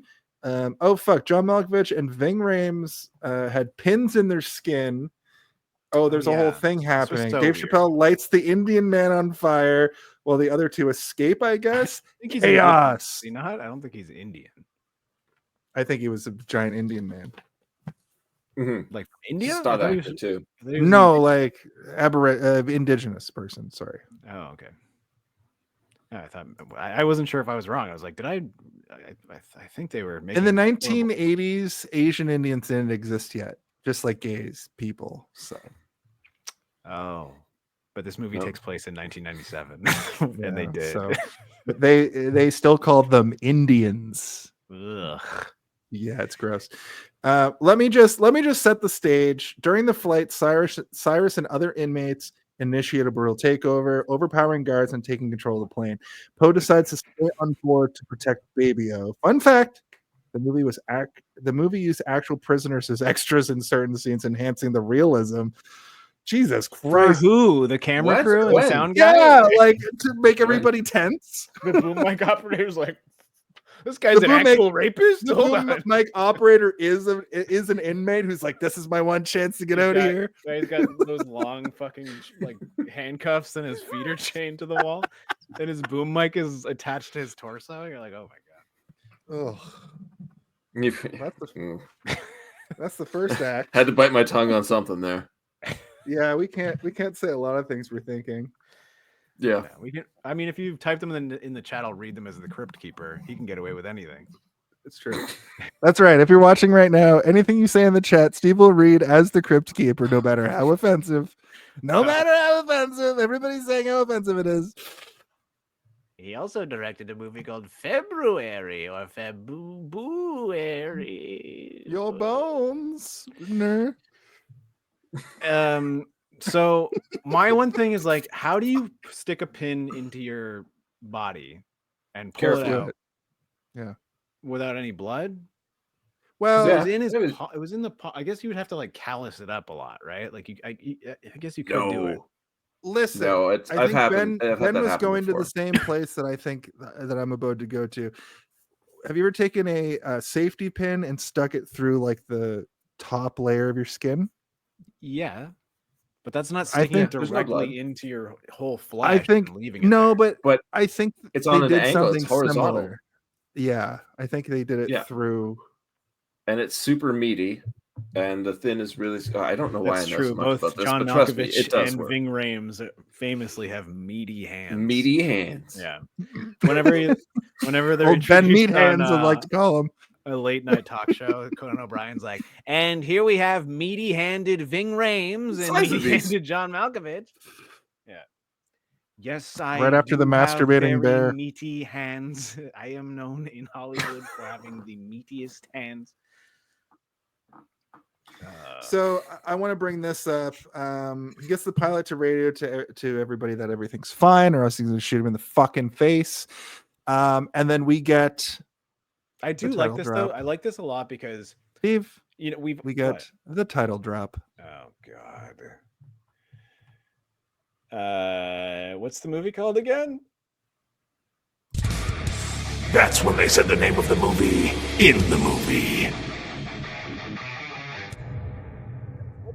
25. Cyrus just straight up says, "Welcome to Con Air." Oh, he does. Yeah. Sorry, Steve. What were you gonna say? I like this a lot because he is threatening to kill the pilot, and the pilot's like, "Well, who's gonna fly it?" And he's like, "I don't think that far ahead." And the guy's like, "Oh shit, okay, all right. I guess like I'm dead if I crash it. I'm dead if I don't say this, and I'm dead if they shoot me. So I'll just say it." But we do get the reveal later that like Cyrus is probably capable of flying the plane on his own because he has like a bunch of crazy blueprints in like the anarchist's cookbook, and he's probably been studying how to fly for a while now in his weird prison cell that he somehow made like a brick out of mashed potatoes and painted it or something. That one cop is like, "It looks like cocaine." I'm like, this fucking prison guard has never seen cocaine in his life. I love that you brought that up too. Like, I don't think that far ahead, even though he thought far ahead enough to learn how to fly a this whole plane thing, and threaten someone and plan to have a well-trained pilot board the plane at one the of the next stop, landings. yeah.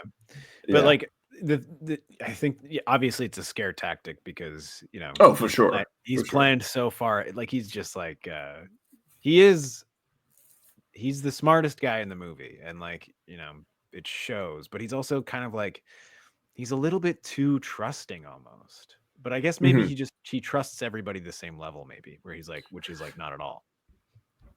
Well, it seems like he doesn't trust, or maybe not trust, but respect anybody. But it doesn't take much to gain his respect. That's true, yeah. So it's Yeah, I don't like- trust you until you do one small thing, like and then when they but I- land. maybe he's like a talk about fan of hostages. positive affirmation, because like when Nick Cage does one thing, he does like one tiny thing, which is almost nothing. He's like, good work, truly good work, the best work I've ever seen on this plane. And then he like walks away. You're like, what the fuck? Yeah, exactly. This guy's like loves me now. But it's like, no, he doesn't love you. He's done that so that you will now want him to do that again, right? Like Yeah. that's like a trick that people do, right? Is like you give somebody such a hard affirmation on something so little so that they'll chase you around to try and get that approval again. And you might beat them down over and over again until you finally give them a little bit more and they'll be craving it again. So he is like I feel like the manipulator, right? He's just fair. madman. I feel like the only person that really, really works on though is Johnny 23, because he also just treats him like shit the entire time. He talks him up and then rips him like a apart. crony. Yeah, exactly. But But to be only fair, what's the first thing that Johnny 23 tries to do upon getting freedom? him. Mm-hmm. Immediately starts become to Johnny 24. Johnny 24, which is gross, and Poe stops him. I think that is also kind of smart in terms of a writing sense, because everybody's crimes are very vague, whereas his are very brutally kind of like apparent, right? Like you can say somebody murdered somebody, but you don't know the circumstances of it and like what it is and how Yeah. brutal the murder was, and you can create it in your mind. But as soon as you say this person raped somebody, you know exactly what that means and how vile and disturbing it is. And it immediately makes you not like that character. There's not a single moment in this movie where Johnny 23 is endearing or likable, and it's because that's his roster of crimes is that, right?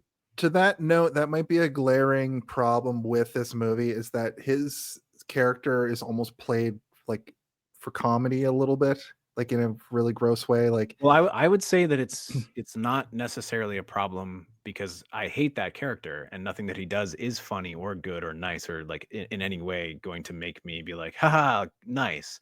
But what it does do is show you that Silas's character also hates him, specifically because of his crimes. And he's like, you are like lower than a beast. You're like an animal. You're something that I will never respect.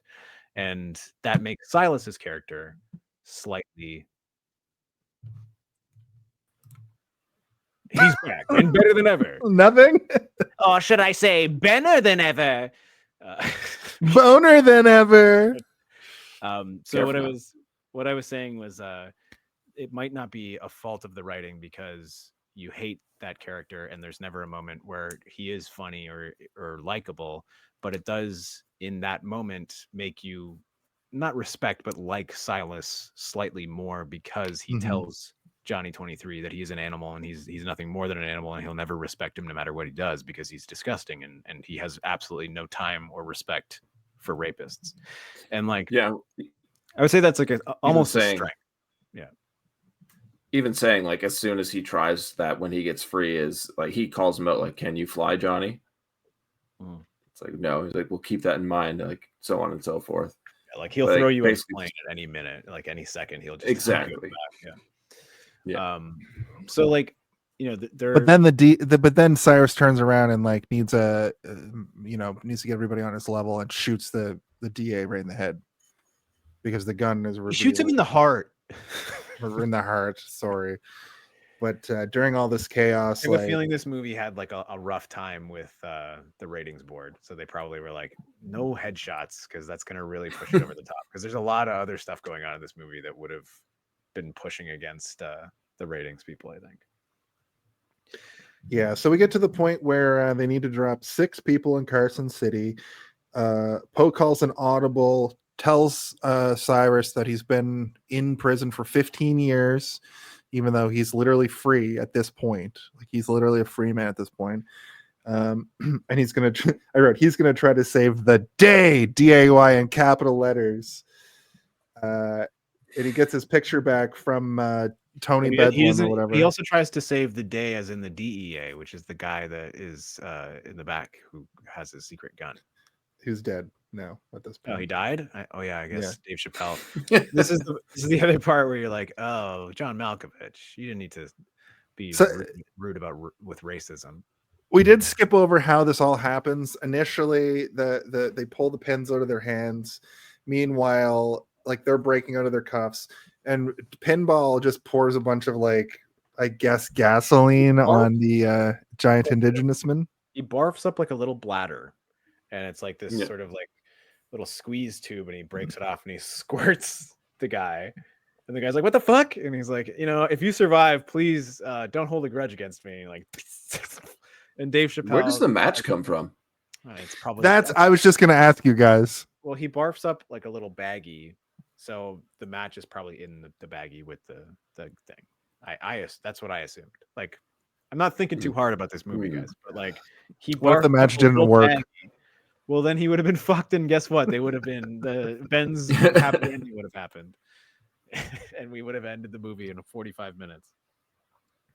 But Dave Chappelle has like a funny sort of like moment where he starts like rambling about spontaneous combustion and how he saw it on the Discovery Channel and stuff. And you're like, okay, this is why they hired Dave Chappelle for this, because he is a good rambler. He's got a good sort of like rambling cadence.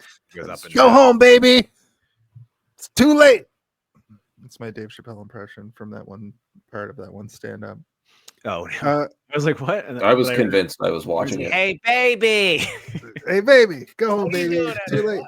I'm selling Turns into Jerry Lewis. Baby, Ryland. Hey, lady. Hey, lady.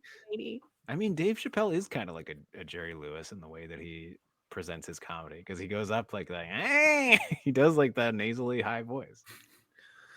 This is the point where we do get the side thing of them back in Cyrus the Virus's cell, where he has plain blueprints behind a fake brick, and then John Cusack is, he's doing his best to like put it all together. They land in Carson City. The new guys load on. One is the Swamp Thing, who played one of the others on Lost. That's where I knew him from mostly. But that actor is pretty prevalent, I think. I was like, Lost. When I saw him, I went, yep. Yeah. MC Gainey's absolutely amazing in everything he's ever He's great. been in. Yeah. In my head, it went do do do do ding, you do do do Do, ding, do, do, do do do do ding.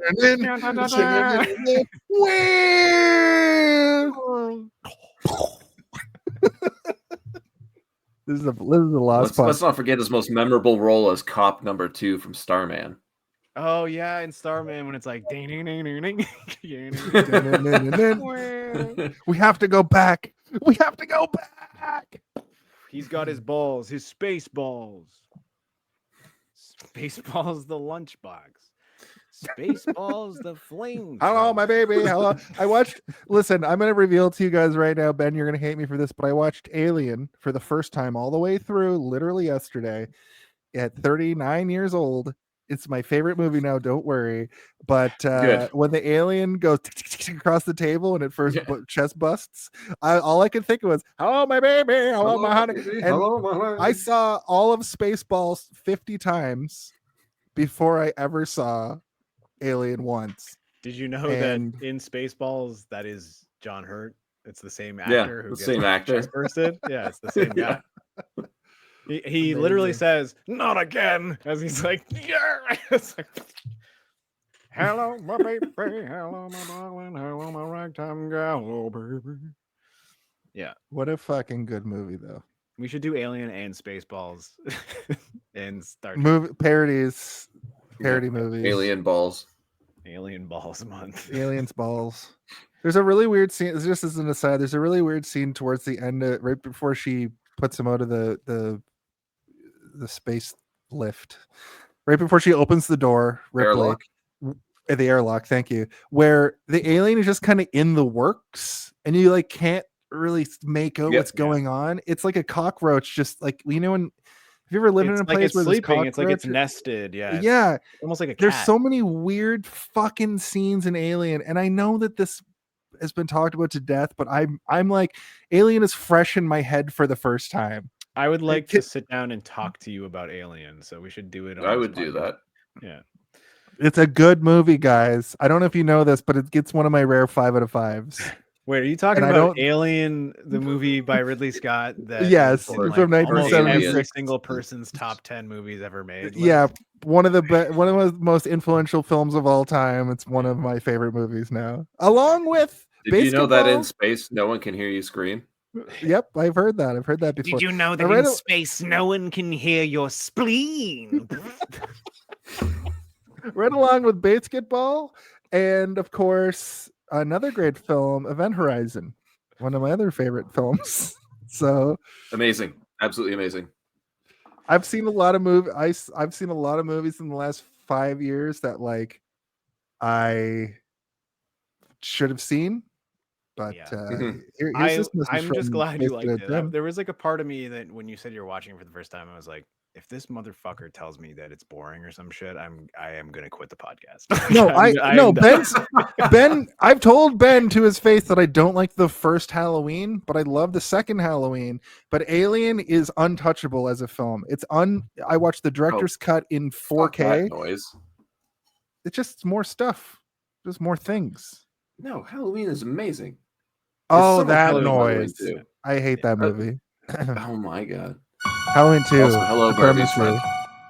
Halloween 2 Supremacy. The hospital stuff. Kills a guy in a hot tub. Excellent. While they're banging. Perfect. I hear clicking. Ben, tell me about this message. Who's Barbie? Used to work with Barbie at HMV. Awesome. In Hello, Ontario. My Barbie. Hello, my Barbie. Hello, my baby.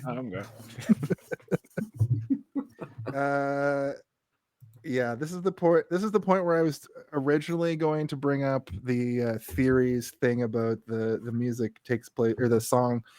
Nope, the movie takes place in the same universe. What you gonna do? Yeah, So I already did that. Oh. So what I'll say next is Dave Chappelle taking some time to hit on the girl. Oh yeah, so they land in Carson. I didn't really track what was happening until this is my favorite part in the whole movie. Is the switcheroo. I think it's so well shot in terms of like there's so much going on, and I was so easily able to track everything that was happening, and I wasn't confused, which is like a moment like this in a movie like this where everything is very chaotic can easily have you lost, like especially if you're not fully locked in, you could easily be like, what the fuck is going on? But every single little thing that happened mattered to what was happening, and it wasn't so chaotic that I was confused. And like that's obviously a good design in terms of editing, but like I didn't realize it felt cool. Like it felt sort of like a James Bond, in like a montagey moment in like a James Bond film where like everything really matters and you kind of have to track what's happening in order to really fully experience it and appreciate it. That's kind of how I felt about this moment. And the Dave Chappelle bit was good because it gave you like a moment of like reprieve to sort of like breathe for a minute, being like, holy shit, there's so much happening. And it's like, hey baby, I'm just here with my lunchbox. I just want to get away from the dust storm. I didn't realize till they explained the transponder. That's when I retroactively realized what was happening during this. Maybe I just missed a line of dialogue, but I recognize while we're talking about it, what was happening here, where he was taking the transponder from Con Air to just some tourist plane that was taking somebody over the Grand Canyon or something. But the lunchbox was a bomb. No. Oh, no, hold on a second. It wasn't. Jason, did you It interrupt wasn't me at all. to just give a bunch of misinformation? No, I didn't. My misinformation was Jason that bought part. InfoWars too. I did. I bought InfoWars. No, this is where we are introduced to Garland Green, who gets freed. And I wrote, I thought he was a PDF file, but he's actually the Mangler, which might be worse. Joseph Mangler. No, yeah. That's a rough one. Oh my god. Sorry. Okay. Sorry. I should have said it like this. Joseph Mangler. Mangler. Joseph Mangler, the Mangler of Venice. But yeah, it's a good moment, especially because again, like everything is so cartoonish up until this point, and then we get him where he's like hands are sort of like his hands look like they're locked like claws. Like this is how I sleep, by the way, like this, like a weird creature of the night, like a bat. But he's got everything on from like the tube handholds crossed across his chest to like a Hannibal Lecter style mask, and the music again is like he's got his own music. You know, like it's different from the Virus's music, which is very reminiscent of Bowser's theme from Super Mario 64. But this is almost like another. Yeah, it's like no, it's it feels almost like a like an interlude in like a Smashing Pumpkins or a Nine Inch Nails song or something. You know, it's like Yeah, it's definitely 9 Inch Nails. I felt that too. it has like this sort of almost, it sounds like a crowd cheering, but it's like, but it sounds like an instrumental version of it or something, like a synth artificially creating a crowd cheering. And it's like it's very cool. Industrial. Yeah. And it immediately gets you kind of like hyped up to be like, who is this man? This is a Hannibal Lecter, you say? And then even when he comes on, Nicolas Cage is like, oh god, we're in a fucking comic book. Like he even just like basically says like, what are we? This is a cartoon show. And he gets locked in a cage, and even the prisoners are like, we should probably put him in a cage. Like he might eat us somehow. And but then Cyrus the Virus is like, no, we need him out. Like he should be out. Like, and then he doesn't he like give it like a tip of the hat, being like, you've killed a lot of people, and I really am a fan of your methods or your work or something. Let me catch the story up a little bit for you guys. Post parole means he could leave, but he refuses to abandon Baby O, which is something we didn't talk about. He's got who needs insulin, which is a kind of a subplot that's happening. He takes the responsibility of ensuring the convicts plot doesn't succeed. U.S. Marshal Vince Larkin, investigating the plane situation, realizes something is wrong. Larkin becomes Poe's only ally on the ground, which hasn't really happened yet. But fun fact, the film was shot with real helicopters for authenticity.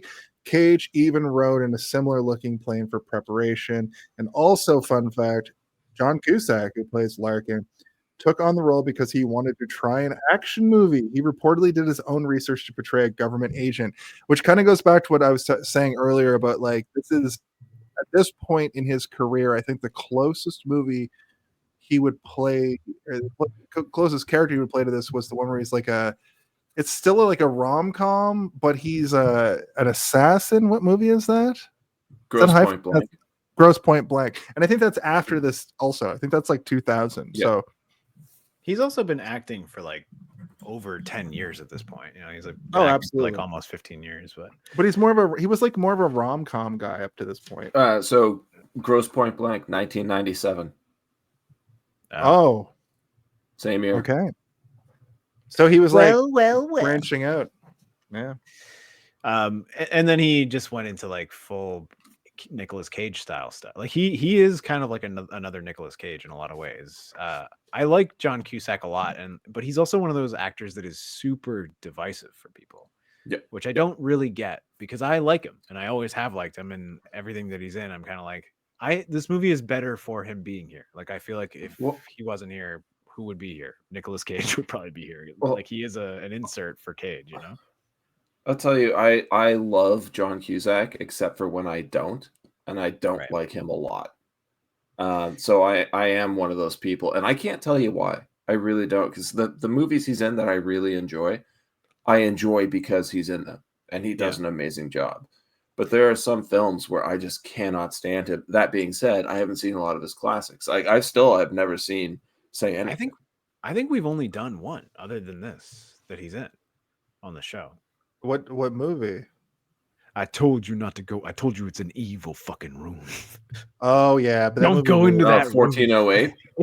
Yeah, that movie rules. It's Yeah. it's like a bad movie, but it's a Stephen King story, right? But it's imagine kind of Nicolas like- Cage movie. I think we even talked about this. Like Nicolas Cage could do that movie. You know, like Yeah. Cusack and Cage are kind of interchangeable in a lot of ways. In my opinion, I feel like you could take you can do a Cage performance at its peak. You could not put Cusack in, but any Cusack role you could probably swap in Nick Cage and it would work. I think that Nick Oh. Cage could do 2012 and the Hot Tub Time Machine and play Edgar Allan All right. and play Edgar Allan Poe in The Jason's Raven. just going through the bottom of the barrel shit list. But- Like, what yeah. are the worst movies he's been in? Or are What these just the movies do you think he you've could have seen? played? Could he have played Cusack's role 2 years after this movie came out and being John Malkovich? You know what? That's a pretty maybe iconic not. No, John maybe Cusack. because that one that would be. I think Nick Cage. It needs to be someone a little bit more subdued. You're right. Like it can't be Nick Cage. It has to be a Cusack because Cusack has kind of like a boring normal guy face. You know, like Yeah. his face is almost. And then put glasses on that, and he becomes Yeah. even more normal looking. Yeah. And that's how I imagine him in being John Malkovich. It's just John Cusack with glasses on. Yeah, because like Cusack is Put like the a bunny he's like- back on the 7.5 floor. He's like a handsome man, but he's not like one of those like big-headed, meat-faced, interesting-looking actors that you can light from any angle, right? Yeah. Like he's got I sort of think- soft features and stuff. I think John Cusack could be adaptation though. Yeah, I mean, so, like, Undeniably. yeah, Yeah. my beginning point was that I think you could swap these two in a lot of roles and it would work, but like the peak of Cage, no, John Cusack can't go in there. But you made a good point, Ben. Like the most subdued of Cusack, where he's picked specifically because of his sort of like not low energy, but his sort of like melancholy. I don't think that Nick Cage can kind of fit into that in the same way. Like the hole doesn't fit, you know, like it's like a square peg in a circular hole. Yeah, it's weird because like they do have sort of similar energies that kind of cross over and peak in between one another. But Yeah, and that's why I said I thought you could like exchange the actors in The Rock as well, because it felt like yeah, they were playing each other in these two films. Have they ever worked together again other than this? I can't think of anything. I can't either. Has Joan Cusack ever worked with Nick Cage? I don't know. Because Joan Cusack is kind of a divisive actor as well. Well, I think that's a lot of even people more so. I Gross don't boys. think so. You know, School of Rock, Toys, pretty good movies. But she plays a I'm big looking it scene. up right now. I'll just say that the police finally so there's that great scene where the There's a plane's movie loaded called up The Frozen Ground from 2013 that they are both in. that they're both in. They're Yeah. probably friends. I would. Wait, I would no, assume. I typed in John Cusack again instead of I John. typed in John Goodman. Yeah, and it's the movie we're doing next John week Greatman. called Raising Arizona. Yeah.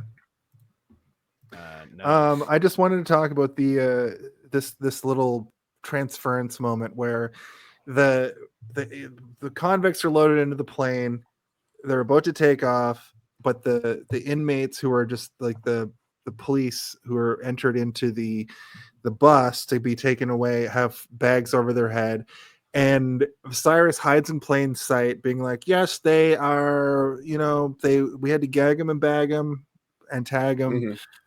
They're put onto the bus and they're freaking out. Like they're just being unruly because they're trying to like convey some message.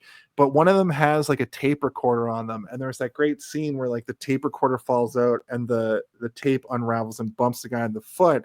But from Nick Cage's point of view, he's going, come on, one of you has to figure this out, and they Yep. don't, and they take back off, and Well, they Dave do. But Chappelle, they don't. The bus doesn't stop for some reason. And right? They're my like Yeah, notes I at this found point that been real like, weird. exactly oh, at the everyone's same time. My notes are like, oh, everyone's dumb. Everybody Yeah. in the movie's dumb. Yeah. But Dave Chappelle, I thought was left behind, but we find out he kind of wasn't. He gets smashed Oh, up he was in brought right the along with landing them, gear. just as they Yeah. planned. Yeah, which makes no sense whatsoever. Well, I think he got run Um, over by the wheel, is what happened. Yeah, but And the is this wheel a- is under the plane. He was running Is alongside. this a Colm Meaney line, or is this I don't care for your logic mongering. Okay, Yeah, it doesn't belong in this movie. You're right. I apologize. Yeah. Is this Are a you also Colm gonna Meaney? nitpick that his weird body looked weird? His weird fake core. Oh, Don't even get me when we started get on to that. it, I want to talk all about it. But who says the line in all capital letters? This is the situation that needs to get unfucked right now. Is that Colm Meaney? Is that Malloy yelling that? I didn't write down who yells that, but I did make a note that is a hilarious line. This situation needs to get unfucked right now. That sounds like a John Malkovich line. Could Because be. he's the one who usually yells stuff like that. Everyone's just listening to him. I Yeah. would say it has to be Colm Meaney. I don't remember that line. I'm just trying to find it now.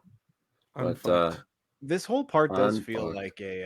like a Michael Bay thing, like a sandstorm. It does, right? Nevada, with like they're in these kind of cool looking, like, they don't look like guards, like prison guards. They look like something from like a science fiction movie almost, where you're like, whoa, these guys look fucking sick. And then they take out all the guards, and then they bring in the new prisoners. But then every prisoner that sees Silas is his name Silas or Cyrus? I can't remember. Cyrus, right? And he gives them the eye, and all of them are kind of like smirking, and they get in, and they're all excited. And then that one fucking meat-headed Nazi is like, we got the plot. Like, it's almost like a Patrick Star moment from fucking Viking. SpongeBob. Yeah. Where they're like, shut up, man. I'll be right back. Fuck up. It's good. It's cartoon. Again, the comic book aspect of it is wild. Like, it feels like I can pull. This is the music video director aspect of it. I think is that almost every frame of this movie you can imagine as like an illustration where things matter. Like you can see like the contorted like thinking thought of this meat-headed racist walking up a gangplank and seeing that it's taken over by and they take the moment to show this character who doesn't really matter, and you don't get any depth to him later, but they take the moment to like have him do a face being like, grr, like, I'm understanding what's happening here, and like that's fun and good and goofy, and it adds to the excitement of what you're watching. Like, can I ask you a question about this? Yes. What did you watch right before you watched Con Air?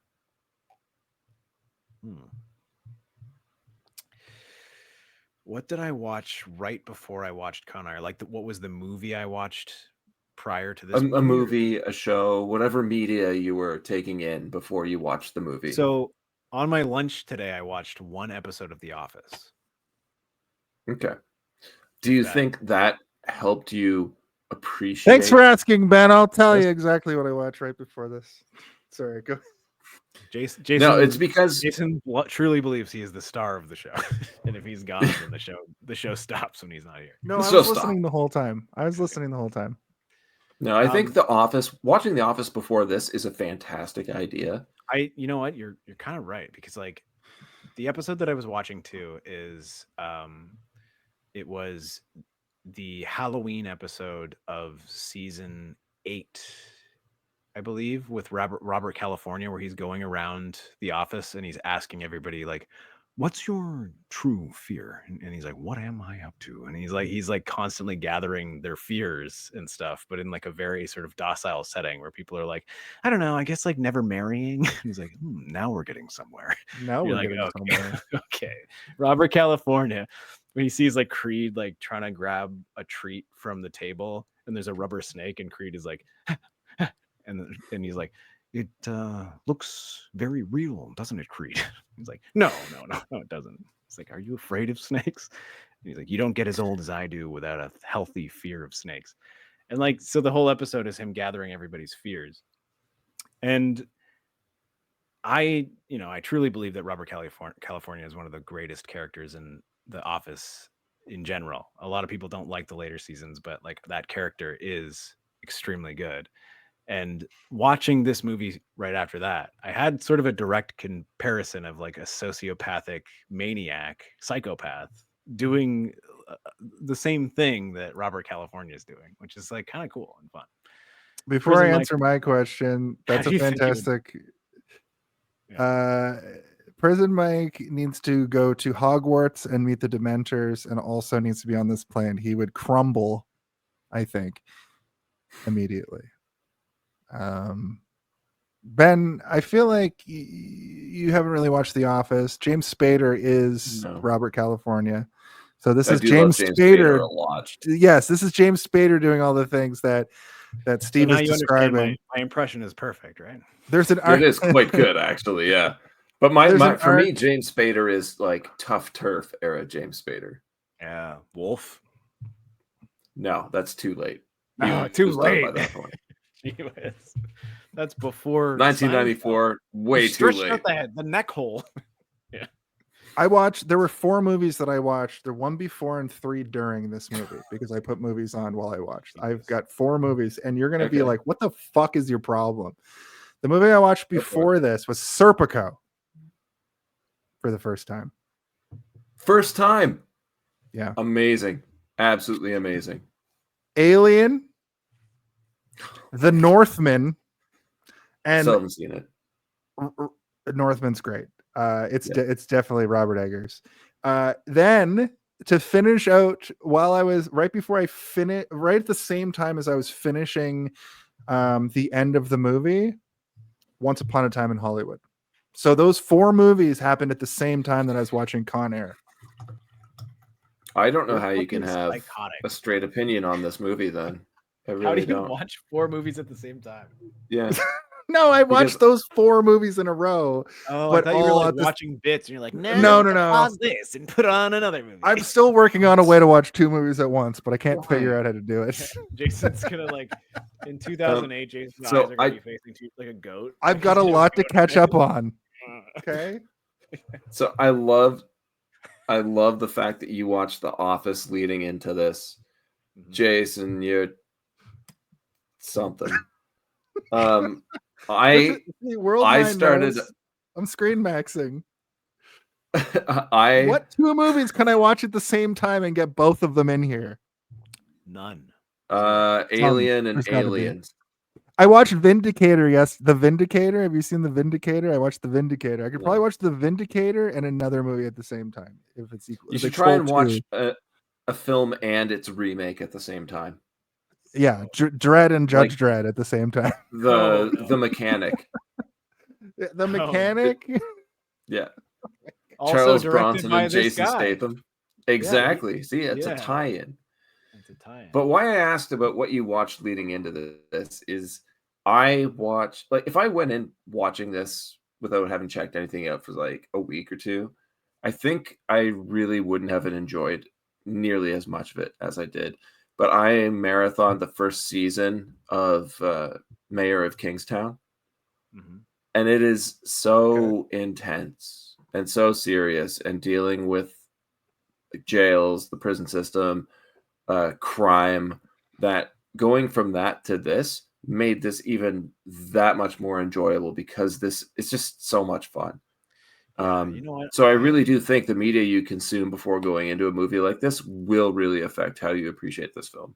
I did say The Office because that is the truth, but like for the last few days I've Yeah. been really trying to binge watch House of the Dragon, like the new Game of Thrones TV show. Yeah, And yeah. it's so unbelievably self-serious and Oh, yeah. dour, and like Yeah, it is. everything is like intrigue and incest and like horrifying realities that you know existed in like the past that you're like, oh god damn, what the fuck? And like everything is like, you know, it is intriguing where you're like, I want to see what happens next. I gotta see who betrayed Yeah, who definitely. next. But like going from that to this, it's like doing a like a 2-mile bike ride and you're exhausted and then getting onto a roller coaster and being like, fuck, this is crazy. Like that's kind of what it feels like, you know, where you're just like you're exhausted physically, but you can then physically exhaust yourself a little bit more with something that is just sporadic and intense fun versus like dour hard work to get through. Yeah. Do you know what I watched on with- Tuesday? Joker, Folly Ado, Hell Comes to Frogtown, and Cult of Chucky. Oh, so the last two were good. Frogtown fucking sucked.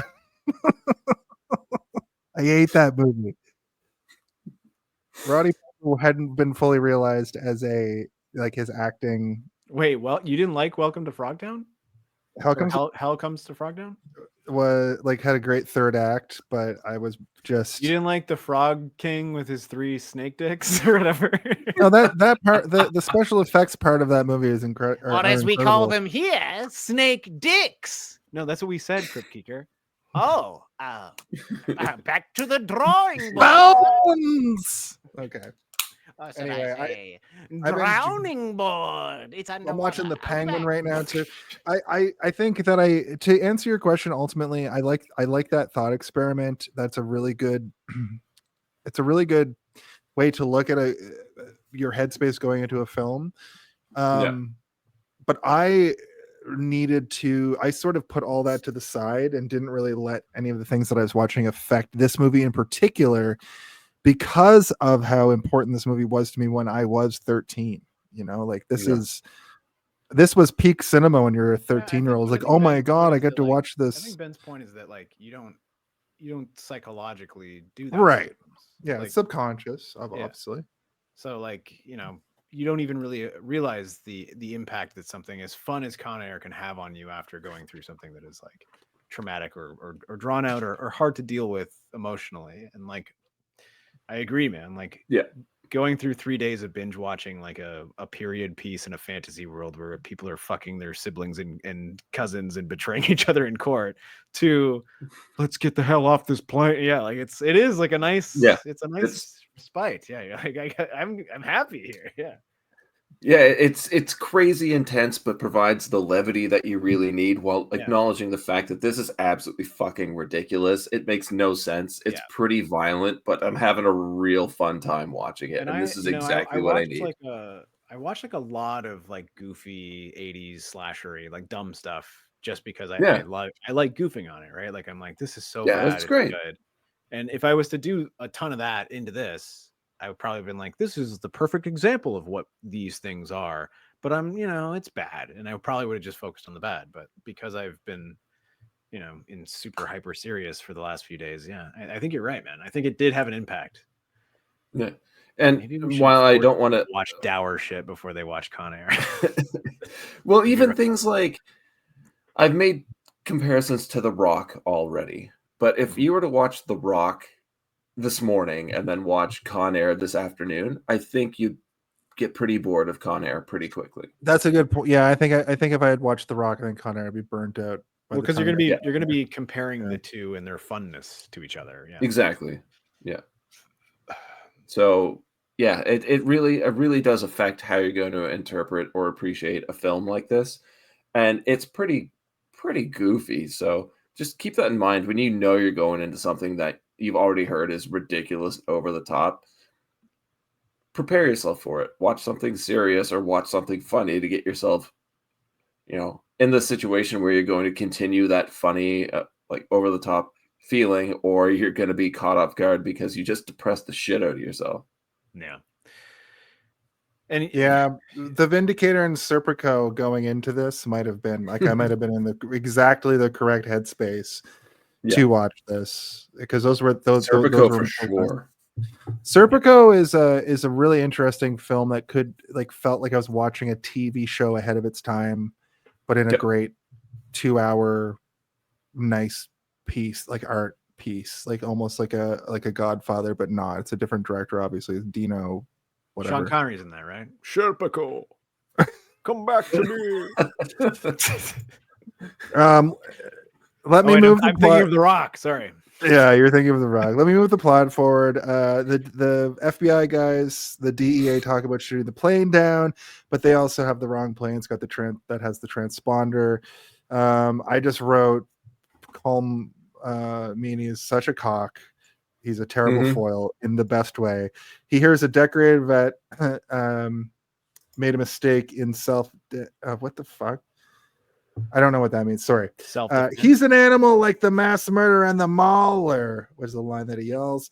Poe has to check out the landing gear. Pinball is stuck in it. This is where we see the weird fake version of Dave Chappelle. I don't know why. Did Dave Chappelle just have like a certain filming date schedule, and then they were like, let's just use the dummy we're going to throw down at the city that's going to smash into a car. I don't know. Like they couldn't have him being like a corpse, just laying there, at least for that true, part. Yeah.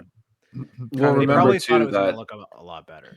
They're like, oh. well, Malkovich also said that they were changing the script on a daily basis. They may have just written that in after he was already gone. Well, they got a lot of mileage out of that corpse. Yeah. Also, Yeah, I will say, like, there was a weird quality about it that looked like there was like he was like frozen almost. And like when you're up that high and there's that much wind resistance, you do freeze. So like the uncanniness of it, it didn't pull me out to the point that I'm like, that's a dummy. Even though like I did know it was a dummy. All right. Here's my theory. Theories. Real cold up there. Frigid, they'd say. So yeah, he's just frozen, I guess, and that's why he looks weird. But I did kind of appreciate that they put him in like a pained face, like he looked like crunched by the. So Bedlam is down in the hall with him at that point, and he tries to kind of figure this situation out with the body. They empty him out, and then they have a fight. And we cut back to Green, Garland Green. He's some sort of psychiatrist turned cannibal or something. Is what I wrote. This is not what happens. I wrote, falls and causes traffic accident. Mass murderer tries to say They don't have a fight. Yeah. No. You're thinking of later when the psychopath man is down there with him. There's a second part where he goes down there and he beats up the guy because he's like, I knew you weren't on 15 years or whatever. He goes down with Ving Rhames. That would put you on North Block. Yeah, Ving Rhames is just like, let's go free him up from the gears or whatever. And then they go back up. But then, I do want to defend that the Dave Chappelle corpse, though. I just did, but yes, continue. Yeah. Well, no, I'm just saying in film, they always just look like the person sleeping. I don't know. It sounds like how your many parents told you when you went to your first funeral, Ben. I know. Well, that's the thing. I have seen they'll just look like lot, they're sleeping. And the thing is, they don't. I've seen a lot of dead people, and they don't look like real people at that point. It's like something is just missing. And I felt like that when I was looking Jesus Christ, Ben. Even I wouldn't say this shit. I've been to 3 funerals in my life, and all 3 of them got cremated. So I've never actually seen a dead body. I've only seen it. Well, most of my family died within 5 years, so I've seen a lot of dead people, and they look a lot like that. Like something is missing. I think it does a really good job. It's just not your cinematic norm. Well, so I find it really strange if that's what they were going for. But it actually did work. They powder a corpse at a funeral, right? Like they add like a layer of color, and like they'll paint it like a painter would paint on a canvas. And exactly. If you get a good mortician, they can make your body look like it's alive still. But if you get a bad one, it'll look like a clown or whatever, like a dead clown. Exactly. And thank you. Yeah, I've seen both. I've seen a very good and a very bad. It can be very bad, and that's honestly what Pinball looked like in this. So it wasn't what you would normally see in a film, but that's the way I would excuse it, because I'm like, They spent way too much money on this for it to look that bad. Not bad, yeah. Unintentionally. Yeah. They hired the wrong mortician. Altitude? Dave Chappelle actually. They Dave hired Chappelle one of those actually died sky from this role. morticians. We get a cutaway to Poe's wife reassuring John Cusack that Poe does want to come home when he questions her about if he's up there for the wrong reasons. They get a message from Malloy, who doesn't believe it, and they're going to shoot down the plane. And Vince tries to, at that point, drive to Lerner. We get that great scene where he goes into the hangar and he's like, "I need a plane," and the guy's like, "So do I. You could drive there, and if you need to." Lunch, and we're all thinking like, what was in that lunchbox that fucking TikTok stole or whatever his name is? Pinball. His name would be TikTok now if this movie was remade. It really would be. He'd be a TikTok star.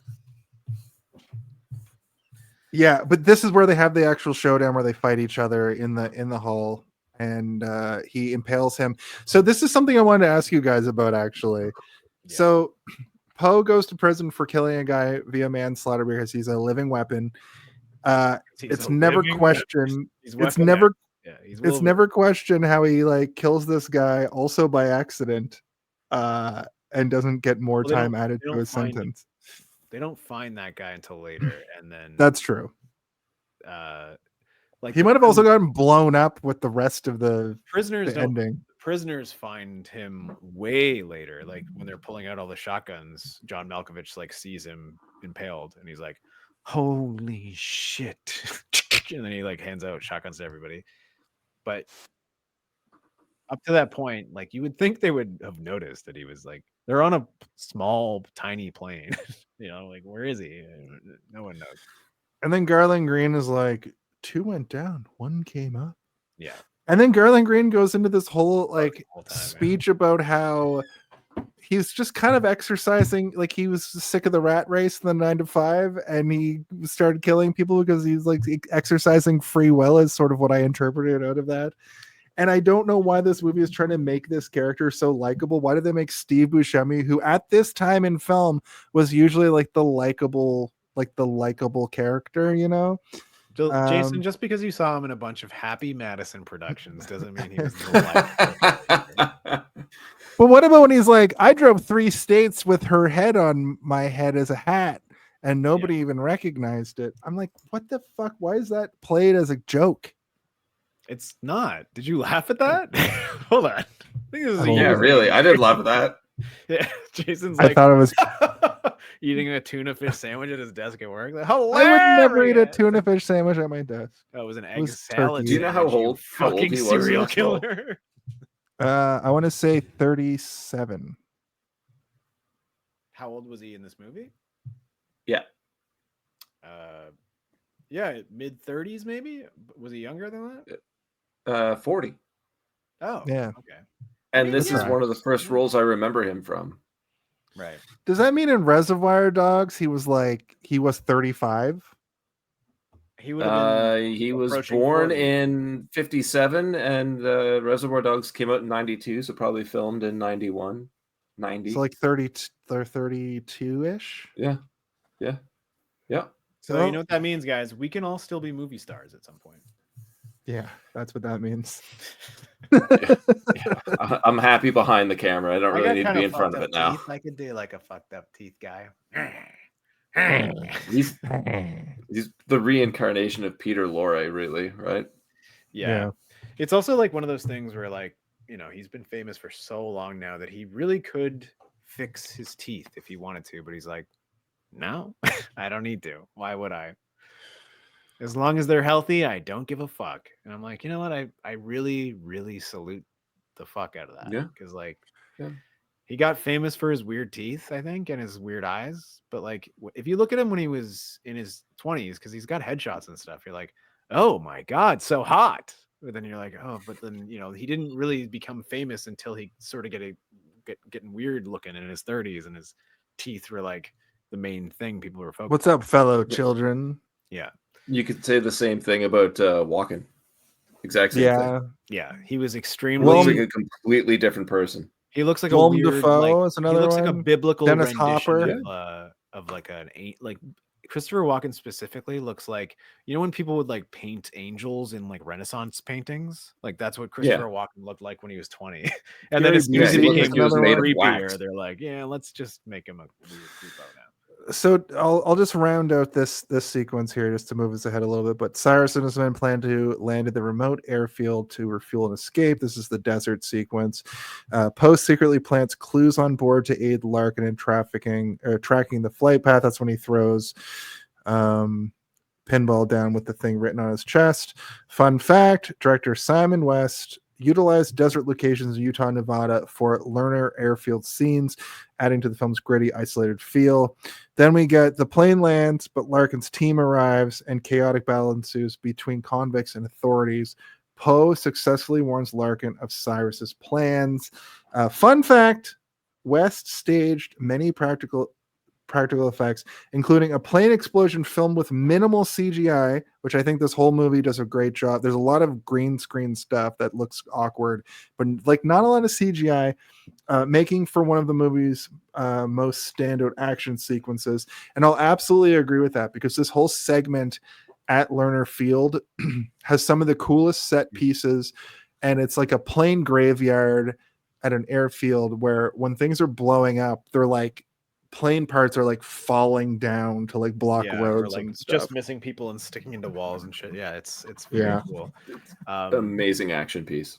I would like to give an honorable mention to the guy in his car being like, you see, every time I leave the detailing place, get my car waxed, but a bird takes a shit on my car. And like that's like a David Lynch actor who's in like a lot of David Lynch stuff, and he's in a lot of Tim Burton stuff. He's just like a very character actory guy that, again, Jason, you're like, this takes place in the Bad Boys universe, or I'm like, maybe it takes place in the Twin Peaks universe. This seems maybe like it is a Twin Peaks. Yeah. And it would make more sense. It would make way more sense. A character named Cyrus the Virus. Yeah, that sounds like a David Lynch like virus character who would invade Twin Peaks at some point. Swamp Thing. And then Dave Chappelle lands on his car, and then he gets into a horrible car accident. What did it say on the shirt? I had a tough time reading it. I have a tough time reading in general, but like when it's someone's handwriting. It was basically like we're up here, help us out, we're going to Lerner Field. Oh, okay. I thought somebody would have written it down, but if not, that's okay. Yeah, I didn't. I figured it was a message of distress, but I was just like, I'm not even gonna try and read this. I did like when the plane crashes. U.S. Marshal Larkin landing Lerner Airport. Oh, it's just he was just giving a literal message and directions. Okay, so it's even more expedient. Okay, that's pretty cool.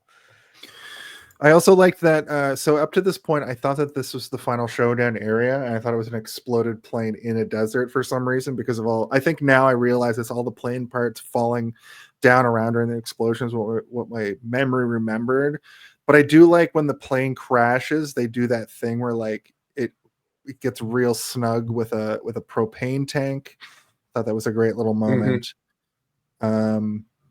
And the plane looks like it's not going anywhere. And I'm like, oh, that's it. But then we find out there was supposed to be a plane that was there to take them to the tropical island or wherever they were trying to go. Well, there is. It is there. Yeah. It is. Doesn't this feel like a weird Fallout town? Like a town you'd land in? Yeah. Did anyone notice though when they're trying to like tow it out, like get the plane unstuck, they get the tractor and they've got all the ropes attached to it, and they have one shot where you see the tractor, rope super taut, everyone's just dragging the rope over their shoulders, and then it cuts to a wide shot and all the people are still trying to drag it, and the guys sitting behind the tractor just leaning back and it's not doing a thing and it's completely slack rope.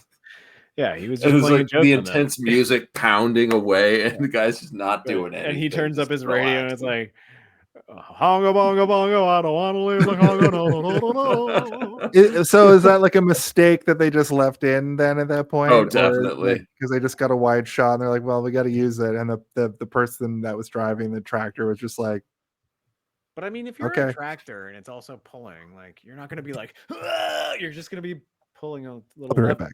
you know, you're not going to be like straining as well. You know, you don't have to strain on the lever to make the car go faster. But the fact that the tractor's not even moving and everyone's like breaking their backs trying to get this plane out of the dirt. Yeah, if this movie was But yeah, made that now, was they would go back and they would spend $75,000 to make the tractor being like and like yeah, dirt exactly being picked up, digital CG dirt. it in. Yeah, But that'd be Jerry Bruckheimer.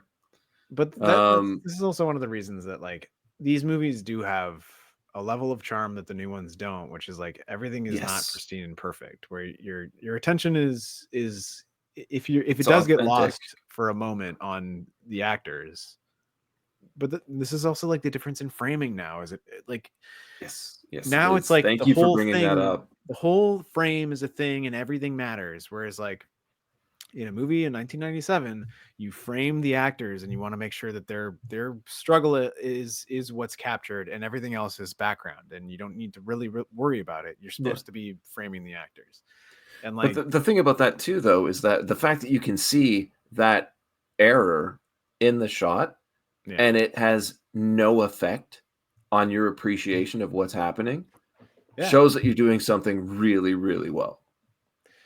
I agree. And I don't think they need to go back to it. We watched a movie the other day and like we watched Leaving Las Vegas last week, and there's so many little inconsistencies in that movie that were being pointed out to me by the person I was watching it with. And I was like, but does that change the story? And they're like, no. I'm like, okay, so you know, it's not changing it, right? And they're like, no, because there's like a point where in the movie he gets his ring finger, a prostitute steals his wedding ring off his finger by like sucking it off or whatever, and then she goes, and like in the movie, I think it's supposed to be like visually represented, like she probably sucked his dick, but then she also like sucked his ring finger to steal the ring or whatever. But then later in the movie, you see that he still has the ring, and the person I was watching with was like, he still got his ring on. And I was like, oh yeah, maybe he has another ring. And then we like came up with this little story as to like why that would be. But then the reality is that they filmed those sequences out of order, and like in the original script, this scene came after that scene, and they just didn't. But in a Marvel movie now, they would go in and digitally paint out. We got to get rid of that ring. People are gonna notice the fucking ring. But like imperfections can lead to charm. But we also came up with an idea as to why that ring is there now. Like he has a drawer full of rings, and he puts on a new ring. You know, like it's created a whole new thing to his character that wouldn't exist without it. And you know, I'm not saying that that's what a movie needs to do, but like it doesn't change what's happening in the film unless you let it, right? And like I like the fact that those things exist, and it made watching movies a little bit more fun. Nowadays, it's like, now I mean, all I'm noticing is like that water doesn't look quite right because it's just splashing in weird directions, and like they added that in after, and like, why did they do this? Let me just see Peter Parker smile at the victory of his team. We don't need to have like a speaking of that moment during this whole sequence, we get a big loud action segment where the military shows up, they box them in, it kind of fails. There's all this stuff happening. Nick Cage is running around and doing little stuff all over the place, but he finally gets that moment that we talked about at the beginning of the show where he diffuses the situation. We see that famous zoom in and wink from any time that they show this movie anywhere, and I thought that was a really good sort of pin in all of this. It really shows him as that big action character, and I'm really excited that we were able to see such a crazy. It was almost like I watched Waterworld recently, and Waterworld, for all of its problems, has these really big, stupid action moments that are really cool looking, and this felt like a better version of that. I agree. No. I think this is a better I would version. love to go to like Paramount Studios and go to Con Air World and just see this moment played out. You can't have Sea-Doos in Con Air World. I guess you could at the end. They land in the Yeah, bank. but there's like there's the whole thing with the tractor where he throws the rope around the plane, and it that really cool thing where John Cusack jumps into the truck and it lowers. Yeah, down I mean, the- I also don't want to jump over the fact that they do have like a standoff moment where Nicolas Cage like fucking Jason Bournes the fuck out of an entire room full of people, which is really cool. But then John Cusack comes in and he's like, "Can I put my gun down?" And he's like, "Yeah." And then he's like, "Are you gonna put your gun down too?" And he's like, "Nope." It's I only not trust happening. 2 people in this world, and it's me, and you're not God, or whatever. He doesn't say that, but No, he says he's it's trying to me, and the plant other it. one is not you, which is It's like not you. that's pretty cool, man. Because like, who is it? I don't know. It's Maybe God. his wife, probably. Yeah. Yeah. I interpret. I hate the callback to that later, though. It just kind of cheapens it. Now because there's that line 3 is people amazing. that I love. I liked it too. I thought it was. Oh my good. god. Because listen, the entire end of this movie is fucking cheese, bologna, and paprika all fucking in a puddle. Like it's terrible. But What is that statement? Cheese, you put too bologna, much and cheese, paprika. you put too much bologna, in a and there's puddle. way too much Oh paprika. my goodness. Oh my damn. I do want to call out too the fact that during all of this, Garland Green sneaks away to go probably eat this kid. Sees a kid, goes over, and the kid starts singing, "I got the whole world he's got the whole world in his hands." And I'm going, is that what changes his mind? This kid showing him a little bit of like decency that he's not gonna like mangle this child. And then we do also get the after effect of that where he's got the doll and it's sort of implied that he did eat the kid, but as they fly off again, the kid was like, "Bye." And now we're supposed to just be like, oh, I guess the person that think murdered she and gave mangled him- 40 people is She- like he's changed his whole outlook because he didn't eat this child. It's just a big Jason, just chill for a second. You're not chilling. You don't Well, chill. You're like yelling about so hard about like this fucking guy ate This was- people over here. This was just the point of the movie. Like this whole character all along, where he's like waxing Poetic. poetic Yeah. about how he's pointing out the irony, he's pointing out all these different like facts, he's being very smart and psychological through the movie, and you're like, and even Nick Cage is like, what are you talking about, bro? But then this sequence happens and we're supposed to just like forget that he's the Massachusetts Mangler or whatever the fuck, and that's what drives me insane. I think that's my biggest glaring problem with this movie is how they treat this character. Like this one moment in the movie where he goes and has the like tea party with the kid is what makes him a redeeming character. Like he gets redemption through that Right. one sequence. Jason, I want you to imagine this sequence of events that's happening, right? Right. In this moment where it's like a crazy oil field battle and they need to break it up with something, right? And they're like, well, what do we break it up with? Who's the most subdued character so far? It's this guy. Who's the one that is seemingly the most dangerous? This guy. What should we pair them with? A child, the most weak, innocent thing.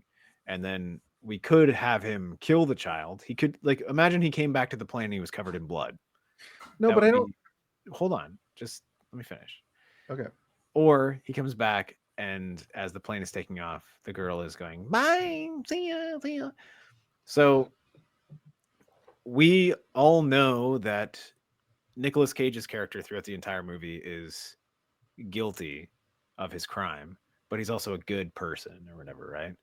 And this guy is convicted of whatever 60 murders, but like it's never told to us that he actually ate people or that he like murdered children or whatever. Everyone just assumes he's a psychopath, and he's pointing out everybody else's psychosis the entire time. Doesn't mean anything. So to me, that is, it's not necessarily telling us to like give a pardon to this guy. It's what it's doing is asking us to question the character. They could have easily left out the part where I he's love like, that you brought that up. I wore her head for 3 states, and I might even feel more sympathetic for this character. But the fact that he like admits But to we like also that. know that other characters are lying in the movie to make them Yeah, and themselves that's the thing seem more too, dangerous. is that there are only two characters in this film that we don't see commit an act of violence, and that's Baby O and it's Garland. And Baby O stays true to the character that we're led to believe he is. He's just that good guy. So when you do a switch like that, when all you've ever known about Garland Green is what people are telling you, you haven't seen him do anything, and then you put him in a position where he could do exactly what we're told he would do, and he doesn't do it, that immediately makes you embrace that character or appreciate that character more. And then what happens after all of that, we see that A, he didn't do anything like that to this girl, and B, he's having a blast gambling. Yeah. Like, And also it's the exact to a same thing lesser- that we to see. a lesser point, C, she also is like, she's like sad that he's leaving and like giving him like a send off, being like, Exactly. "See you later. I had a great time with you." But there is that trick that they will do with villains in film when they want you to like them, is that they will put them in a weird, more often than not, comedic scene to flip it, or something where your expectations are completely betrayed. So, I mean, the perfect example of that is the Devil's Rejects, where they have an argument over ice cream, and all of a sudden they become the protagonists of the movie that you're rooting for, even though you've been told, and then in this case you've seen the horrible things they've done. It's a really interesting twisting of the viewer's understanding of who they're watching. I think it works really well here. Yeah, I get what you're saying, Jason, but I this is kind of how I read it too, which is like, he may be a monster in ways that the establishment dictates, but in the moment that we were presented with, he wasn't one. So maybe there's something more to him. All of that, great points. And actually, both of you sort of opened my eyes to something that's like, maybe he's got either a multiple personality thing where this particular personality is actually a great person, and through this whole experience he sort of defaulted back to that, and this isn't his true nature. Or there might be a thing where he's just an insane person who did do some of the things, but they're greatly embellished for the whole point that everybody on this plane is greatly embellished. And the tip off of that is the fact that Johnny 23 is only known as Johnny 23, and he even says, like, if you knew all of that, what I did. So he's much worse than what he's presented as. Maybe Garland Green isn't as bad. They present him as Hannibal Lecter, but maybe he isn't as bad, and he's just been put in prison that way. I will say, maybe though, he is Hannibal Lecter though, but he just doesn't. Well, that's just children. it. Like, maybe he's I like, think not that a child. Like, I would never kill a child. Like, that's the most evil thing you could do. Like, maybe he has maybe he has a line he's not willing to go. I think that ultimately, though, they present Bedlam as like a mass killer, and then when they land in Carson and go back up in the air, and we're introduced to Garland, it's supposed to be like, you thought that guy was bad, this guy's much worse. But since he's like, that was bad. You think that's bad? Remember the time that I met Muhammad and he was the Garland Green killer? I do like all of this, but I think that at the end of the day, the problem for me still is going to be that they made light of everything that all of these people have done through the movie in little bits and little ways, because of it, a movie storytelling way where you have to get levity and light out of these horrible situations. Like, this isn't a kids movie or a family film. This is a movie for like, in 1997, this was made. It's an R-rated film. It was made for people who were 18 or older.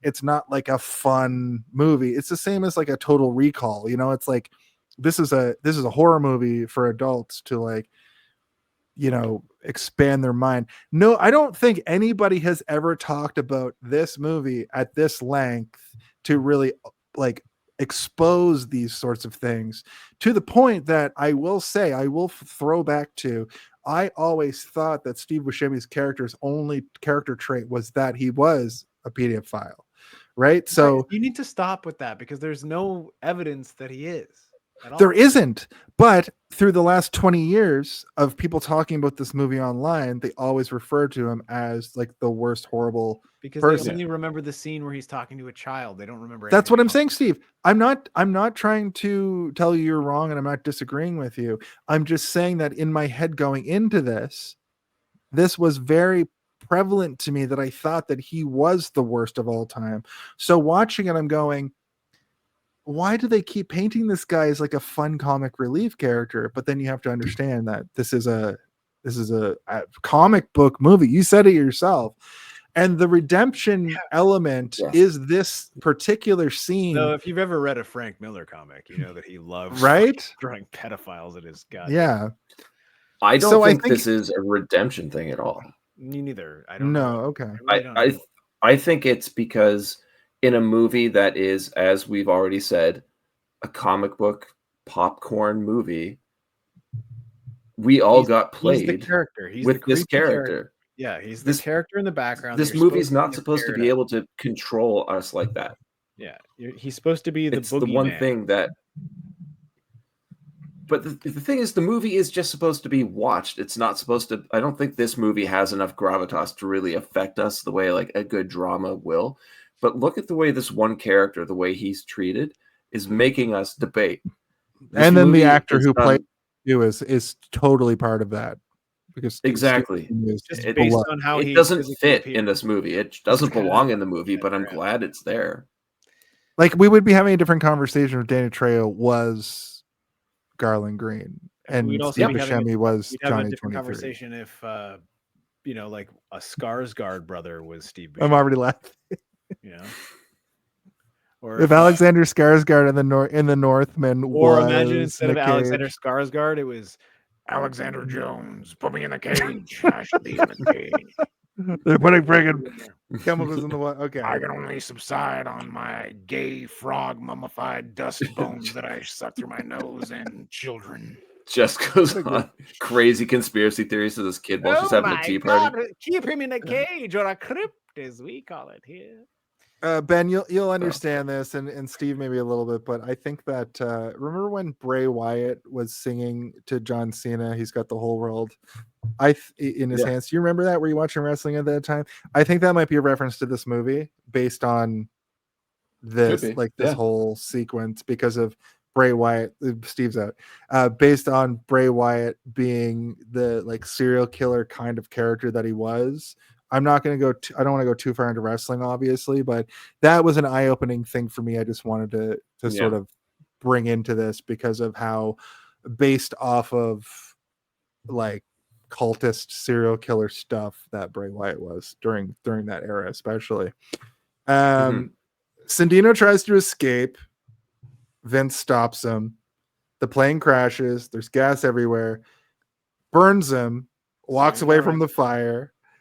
Vince is Sephiroth, so I can relate this back to Final Fantasy. But there's an interesting thing that happens during this sequence where explosions keep happening and cool guys keep walking away from explosions. Yeah. All during this. I think it happens 4 times. Yes. Yeah. Cool guys don't look at explosions, as we all know. Yeah. I kind of wish the what's the character? Sayonara also happens during that. Sorry, Steve. I said that while you were talking, so we got it. We got it. What's her name? Frankie Can't Dance or whatever. I wish that Sally Can't Dance. I wish she would turn away like this, like I could have played that role. Not at the age that I was in 1997. I would have been a child, but I think one thing we can say about everybody in this movie is that they are having a blast with their characters. Yeah. Nobody looks bored. It's or almost forced. like I hesitate to call it this, but it's like a circus almost. Like it's like a circus act where everybody is like a very distinct character that you need to recognize from like a certain distance. So like if somebody's in the background, you need to know who they are based on their silhouette and their hairstyle and their build. And they do that with every character. So like if we're talking to John Malkovich in the foreground and he's in focus and everybody's out of focus in the background, I could name you every character just based by their out of focus silhouette, and like Yeah, definitely. It's so this is one of the reasons that I keep calling it a comic book, is because you do that sometimes when you're drawing, right? Like you give people broad strokes to be able to let somebody realize who a character is just by the way. Like Ben, you would be a very easy comic book character to create. You have a very distinct hairstyle and jaw. You're a very comic book drawable person. Jason, you also are. I think Because that's a compliment. Frank Miller drew Ben. Let's be real. I am harder to draw because I'm very normal looking. I'm a normal looking man. I don't know. You have a distinct look as well. My You have your little distinction would swoop in be the that I front. have like very blue eyeballs. My eyeballs are blue. I would just put blue. the whole ball. You have a very, very desirable look. Let's say that. Mhm. Jesus, cover my nips. Yeah, cover my look. nips. They're coming for your nips, Steve. Come back to the crib. The nip crib. The nip crib. Tales from the nip. I just want to ask a quick question. We are typically at the time when this show would end. Ben, are you still good to hang out for a while, because we got a lot to go? I'm good. Are you locked in? Okay. The army arrives. We have an all-out battle. More explosions and guns. Danny Trejo goes raping. Nope. He does go raping. And but also, so Danny's going raping.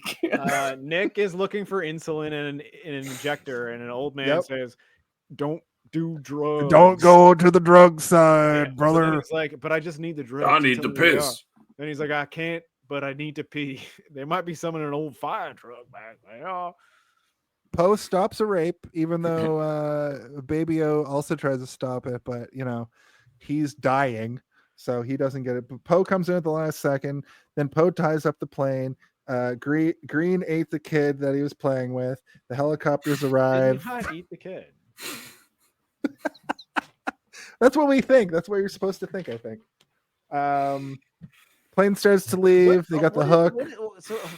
What grabs the car. Did he like take up like a fork and a knife and start going?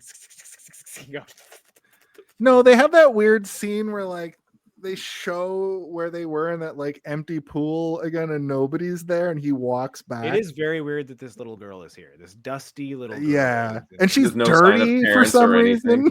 She looks Why like is she dirty? Just lives in a world where planes are constantly taking off and landing, and like the dust Steve, hitting her, and she's just covered Steve, in dust.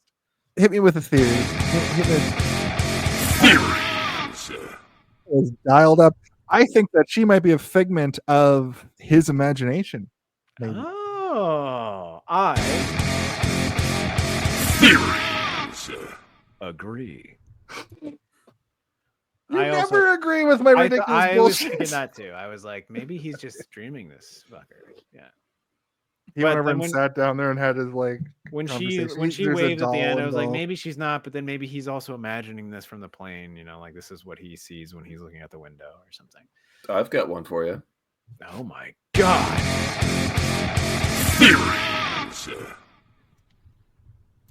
Maybe he's the reason why you don't see her family ever. Oh no! Oh my god! 42, 43, and 44. When I said theory, I didn't mean dreary. Benjamin.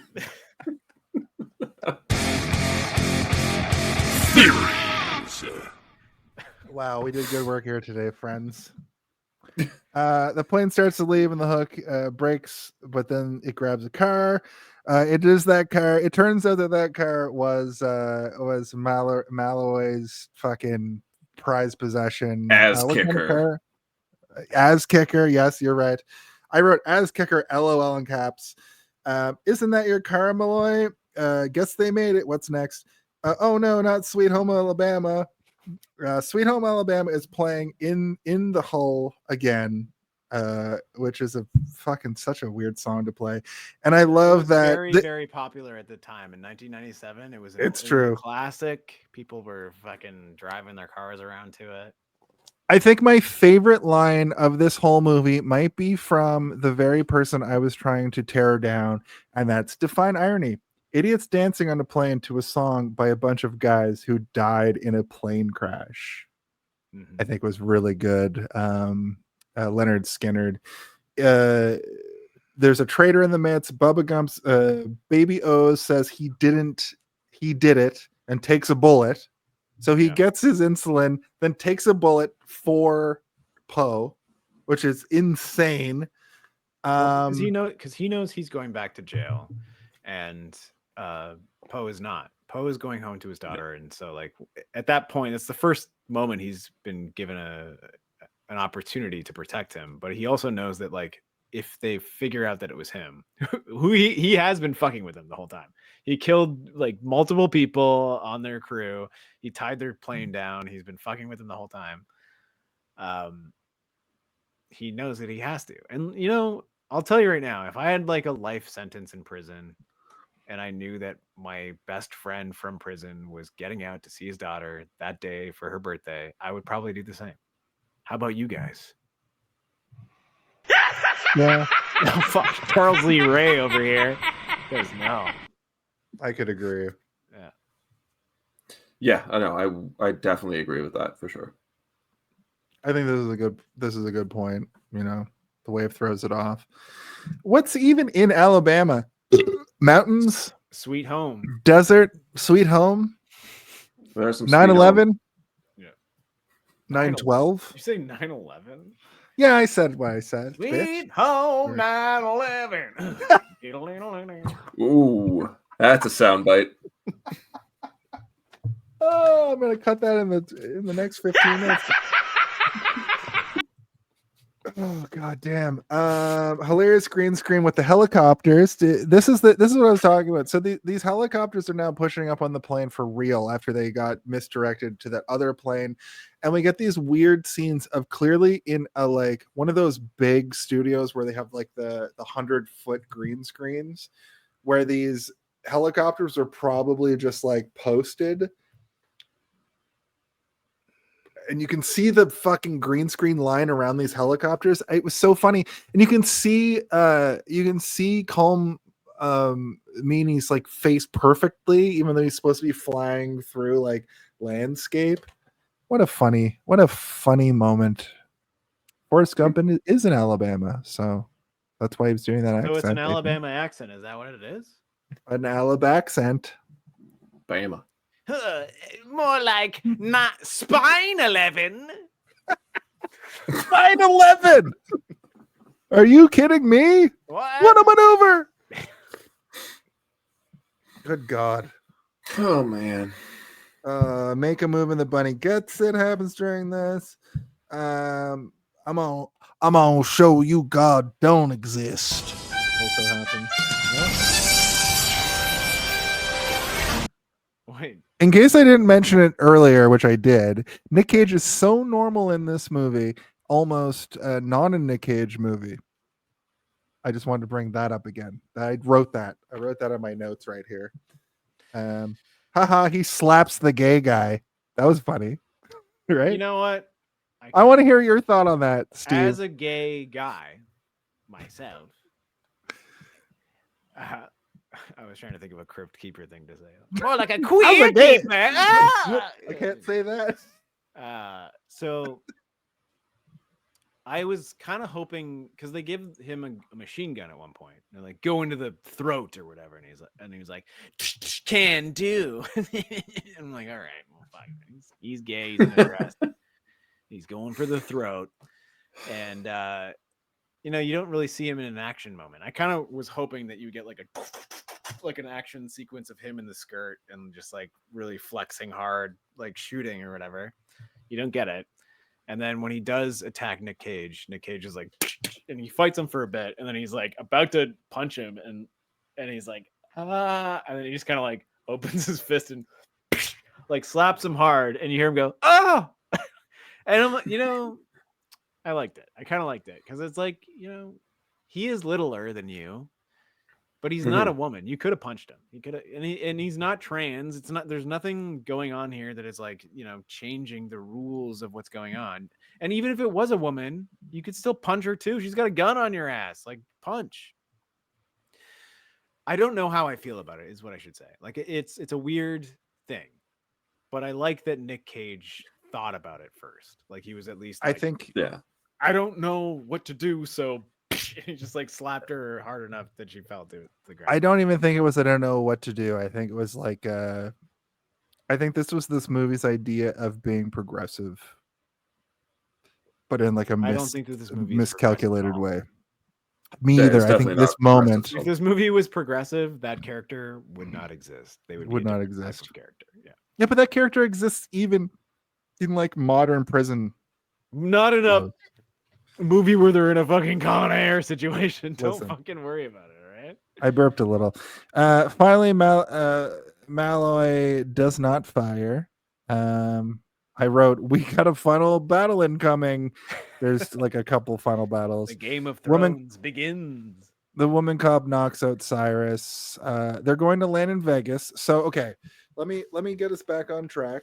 Poe works to stay close to Cyrus, attempting to keep the prisoners in check, and helps the guards without revealing his true allegiance.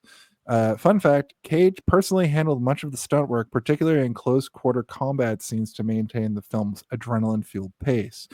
As chaos unfolds, Poe and Cyrus engage in a showdown in the plane's cargo hold, a tightly choreographed fight scene. Poe ultimately gains the upper hand. Fun fact, this scene required careful choreography with Malkovich and Cage rehearsing extensively to make the encounter realistic and intense. The plane crash. Final descent into the Las Vegas Strip. The hijacked plane, now damaged, spirals out of control and crashes dramatically onto the Las Vegas Strip. Fun fact, the scene with the plane crashing on the Strip was a logical feat involving closed streets, miniature models, and real explosions, which I wanted to like bring up with you guys because They also used it real looked miniature awesome. people. Real miniature people, little army men. I thought that this whole sequence going into Las Vegas, it was obviously like the Las Vegas skyline, but as they're coming down onto the street, it looked very realistic. It looked very cool. The green screen effect that I was like making fun of earlier is kind of like absent from this. Hey, And I thought you didn't make fun of it earlier. You just called it sort of like janky. And you know what? You're right. It is janky, but it's not bad. It's not. It doesn't ruin the Right. movie for me at all. There's not a No. single Not from shot in this movie that I'm 1997. like, ugh. Yeah, Not I'm from like, kinda like, hey, 1997. 1997. I remember this shit. I love it. but all my brain was doing here was like, well, in the last movie we watched, he exited in a body bag, and now he's re-entering in a fucking Con Air. So what a great two Con movies to Air do in a bag. row. He's like, "It's off from my Con Air bag." It's a giant stuffed rabbit. Yeah. I really enjoyed this landing sequence because Swamp Thing is like, I don't know what to do. We got one engine out. We're going in. We're gonna fucking. And isn't it perfect that as they land, like nobody gets harmed until they crash into the fucking casino. Like I think my favorite thing about this entire sort of like last home run stretch is that Swamp Thing immediately starts driving a fire truck. It's like not only Yeah. can he drive a plane, he also knows how to fucking drive a whole ass fire truck, which, as far as I know, is harder to drive than a regular truck. Like it's so long. It's such a long thing. Like it's probably hard to. You can't just hop in there and know what to do. I also had a side note that I want to ask you guys about. This is sort of like more of a broader question or like a broader feel. I think that this movie reminds me of an era when you would watch a movie and then have to go to bed after. And I think there were a lot of movies in the 90s because we were all kids in the 90s. No, stay with me. Okay, yeah. This movie reminds me of the era when the whole Saturday night or the Friday night, you're either at a sleepover or you're watching a movie with your parents or whatever. And then they're like, okay, the movie's over and you have to go to bed. When you're an adult, you just watch movies. You just whatever. You can fucking chain together 24 hours of movies if you want. But this movie reminds me of, to go back to our brief history, it reminds me of an era when I was between 9 and 13, when I was between 9 and 11. And directly 9 and 10 directly after the movie. No, it's like, that's- okay, that's an era between 9 and 11, 10. That's the era. yeah, perfect. You would have to go to, like, your parents would be like, okay, it's time to go to bed now. And I just had a revelation that was Your like, parents were like, Okay, Jason, it's 9:11 now. Go to bed. don't worry about the foreshadowing. Nothing's going to happen in 2001. Between 9 and 11. My point is that this movie really reminds me of like going to a sleepover, and then the people at the sleepover being like, okay, the movie's over, you gotta go to bed. and take the nachos. You're like, we're not done with Yeah. those. You're like, shut up. No, Your parents no more called and jalapenos to for go you, to you little bed, fuck. Fat fuck. And you're like, what? I'm not fat. And like, you Joke's on you. We're gonna make a ruckus till 4 a.m. Yeah. And you're like, But, shaking the See, foundation I for remember it. watching this on like a Friday or Saturday night, specifically watching it on Saturday, and it finishing around midnight. And do you know what CBC was airing at midnight on Saturdays that summer? SNL. Tales from the Literally. Crypt. Tales Okay, from the yeah. crypt. That's Me? exactly what I'm Oh talking my about when I God. say Yeah. CBC for some It's reason nostalgia. was running Yeah. this episode of Tales from the Crypt about a haunted abortion machine or whatever the fuck. I want to go back and find that episode. Have you ever wondered what it would be like to find a haunted abortion machine? It was an HBO show, which is the craziest part, that CBC was like, let's get the rights to that R-rated let's TV do show and with the show it at haunted 1 abortion o'clock in the machine. morning. Like, what is an abortion machine? It's like, Wouldn't you like to It's filled find with out? ghosts. Uh, It's also got a weirdly, like a This could go haunted in a abortion weird machine direction. has Okay, a weirdly ghouls and anti-abortion boobs. message. Yeah. Anyway, all right. I just wanted to say that because I was thinking about it. No, good point. I would like to bring something up too, which you touched I on love very, very briefly, Jason. And that is how nobody dies when this plane crashes on the strip. I would like to see them just take out hundreds of people in this crash. Just It takes just changes, it's just crushing cars in the street, throwing people aside. imagine they it land would've- in like Times Square in the same sequence, and they just take out Times Square at New Year's. Because Las the only thing that Vegas stops is the like plane is that. the ball dropping on it. It keeps going like, and it's like, and everyone's Dick like, Clark's losing his shit. It fucking stopped. And instead of the other thing that it crashes, and I guess it hits every spring-loaded fucking jackpot machine that ever existed, where like Exactly. only $100 bills are being shot into the air. Like, this is again comic book movie. We talked about it a million times. I think this is meant to be a thing for him, right? Like his think character, it's- like, Yeah. I don't give a shit about money, but money is raining down around me. But all I It's the care about is only my time- the wet rabbit doll that's about to go down the sewer, and he's like, oh my god, People are running Got it. into fire to get money. Yeah. That's true. We can let that breathe I think for it's a moment pretty because great. that's absolutely what happens. When that money explodes, they crash into that casino and the money explodes. I was like, this is sort of a metaphor for what's happening, but also why does this plane not hit anybody while landing? And now you have people like losing their lives for a 20 or 100 or that's as high as it goes. I was also really. kind of like struggling with what the metaphor was supposed to be for a bit. I was like, what is this? Careful. What is this? You're giving the movie too much credit. Well, I know, but I mean, there is one, but it's like it's a weak one. Remember when Charlie Sheen in 2014 was like, duh, winning? That's the metaphor. You just shut everyone down. No, Tiger's it was duh, shitting. We've done shitting porn now in hell as well. By the way, Jason, we looked at your fucking internet search history or internet search creepstery. We know about your poop fetish. I like the fact that the Crypt Keeper was a prominent feature on Oh, this call episode. me the shit keeper now, Jason. I liked it better when you were like making like bone puns, but now he's just poop and shit puns.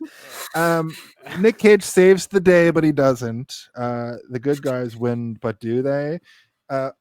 what happened to Cyrus? Oh, we immediately get a scene. Because there was like Cyrus gets knocked out by the lady cop, and then he disappears for a while. There's even that moment where I forget who it was, is like, Cyrus, wake up, Cyrus, wake up.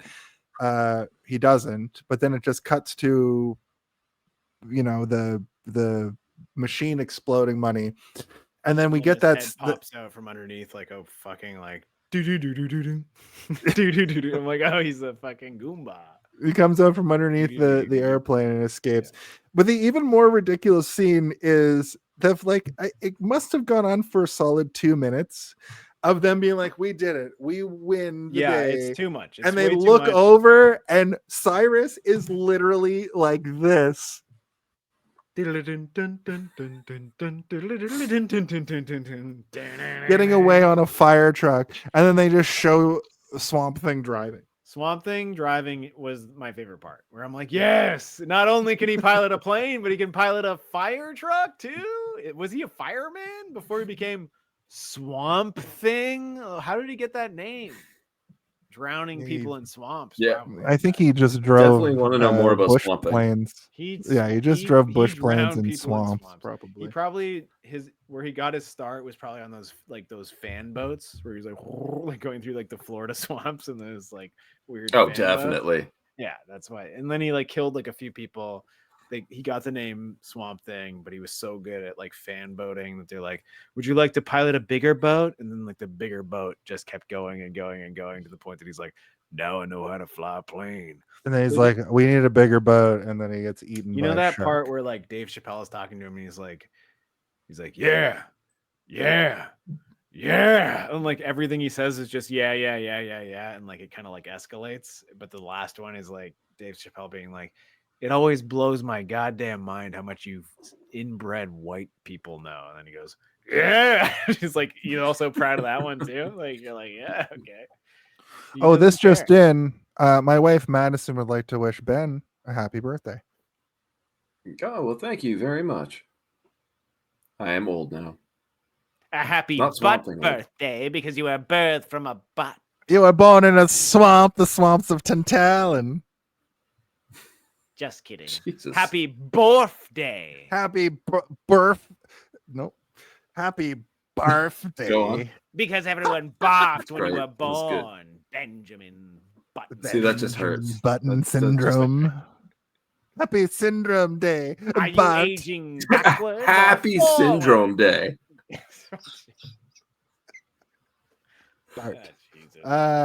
He would have gotten the girl Jesus. if he didn't have a girl. She I kisses regret him on bringing the Crypt cheek. Keeper into this. We should get rid of him. We should kill him. We should bury him. Oh, I wanted to bring this up. So everything's said and done before they go. It's really interesting to me that the lady cop kisses him on the cheek and is like, "You should have taken the bus." And I noticed at that moment, if he didn't have a wife at home, this subplot would have been he gets the girl, right? Did you guys pick up on this? Did you Because notice of- that, Jason? Did you notice that? It's We're just taking shots at everybody now. Yeah, of course I am. Yeah, right? Jesus. Fuck, what the hell is have you never seen a movie before? The reason that's there is because he loves his wife. I get that. But if there was no wife, he gets the girl. Yeah, but you know what they didn't do was make that character important in any way. She's true. Yeah, just there. true. I don't want to say why she was there, but let's just say she was there to get raped repeatedly. But she didn't, because of Poe. Stopped it. But you know what could have been better is if she had any other agency in the movie other than just being there to be chained Yeah, up. she was just a as plot device. As a piece of meat for that one character. It's true. Yeah. I, going into this, thought that she was going to have much, because she's even introduced on the bus and like they have like a camaraderie and you're like, oh man, she likes him because she likes that he has a family and he's going home to his daughter. And I'm like, they're going to have something special, like a weird, like a moment where they're like, and like shooting and like the fucking Danny Trejo is going to be like, you're going to be number 24 and like get his head blown off by her or something. You know, it was going to be a cool moment. And that doesn't exist. It really, But that's like a cool, ridiculous thing that could happen. But instead, we get in a large 2007, Zack Snyder would have done that. Yep. We get a large swath But in he the middle also of would have this movie. really ramped up the rape stuff. There's an Too yep, that's crazy true. with it. There's an That's hour true. in the middle of this movie that makes so much sense, and then is just thrown away by the fact that as soon as they're like, we gotta go catch him on the fire truck, they find some fucking police motorcycles, and John Cusack and Nick Cage are like, Yeah, This is let's where- take him. Let's go. This is where I Let's was kinda go. like, the movie's over, guys. Come Yeah, on. it- We don't need yes. this. Yeah. why is this happening? Anyway, It's they because get they on the probably filmed motorcycles. that before they realized, like, oh, the movie should conclude here, but we also Do you know what I spent wrote? $20 more million on this. Do you know what chase my Yeah. they just take motorcycles, lol. Poe should stop here before he kills somebody else and ends up back in prison. he killed so many people, Well, he killed a few Yeah. people. but he now has the I- government on his side that are going to be like, no, he killed them in the name He's of got the the power law. of God and anime on And his anime, side. yeah. There's I want to bring up the death of Johnny 23, that asshole. Okay. Did like I always remembered when the police go in and they're like, oh, here's another one, His arm. and like let's just get him out of here, and like they drag him away and the arm is just hanging from the handcuff. Yeah. How is he upright? They were hanging him like this. But the other arm wasn't attached. He was upright. They just kind of grab his body and drag him away. Well, But when he was hung the whole time in Yeah, that cage. he But was- like that, he had that his- yeah, I know he was hung that way, but when they go in, that's like the visual gag is that his arm was torn off, but then wouldn't the Oh. other one still be attached? Because he's still upright next to the arm, and they just grab his torso and move him away, but he's still standing upright, but not attached to anything. This is your hey, did you see this one moment of the night? This is your hey, did you see this this one? is- What the fuck this- moment of the night? mine was The more Ben like, Mason nitpick. Mine was more like he got Joseph Mangler. He got Joseph Mangler. through the through the in the plane wreck that his arms got ripped off. He has no arms. His arms are gone. Okay. Exactly. They're And he's pulling- just They're pulling an standing armless there. man mangled. out. Yeah. Maybe what I would maybe Garland Green was like, I'm gonna take those arms before I go He's like- eat this child. Eating it like a fucking corn cob. Yum. Or he took that girl's like doll just to like use as a reference to build his own human-sized one. Yeah. Just taking pieces. There's also the moment where when one of the cops finds the dolls. They're like, the guys on that plane are too masculine to have a fucking doll. I can't What are you talking believe about? all those men would have a Ken doll on their plane. Anyway, you want to go make out my cruiser? Yeah, let's go. Yeah, All right. let's go make out. Let's go make out in the cruiser. Also, he wasn't on the plane with the Ken doll. Yeah. Listen, Wait. you're poking holes where holes don't need What do you be. mean? Yeah, no, he was. He totally was. Yeah, she gave him it, right? I assume she gave Yeah. him Yeah. the doll. He was carrying that around, mauling and Yeah, just mangling. carrying it around. I really just want to say that I didn't know that. So when they go down that road where there's like a ceiling that's like got visuals on it, that's Fremont Street in Las Vegas. I thought Fremont Street happened much later for that. Fremont Street is old Las Vegas. It's the old Las Vegas. When you hear about Las Vegas, the Las Vegas Strip was Fremont Street. Okay. At some point, they put a dome over it. When you look up at the ceiling of the dome, they show things every hour. There's like an event, and we get a very brief moment here where I think you see like a fighter plane like fly down, and it's not really focused on. But I really just had a mind bending moment that I thought that LED ceiling was put in much later.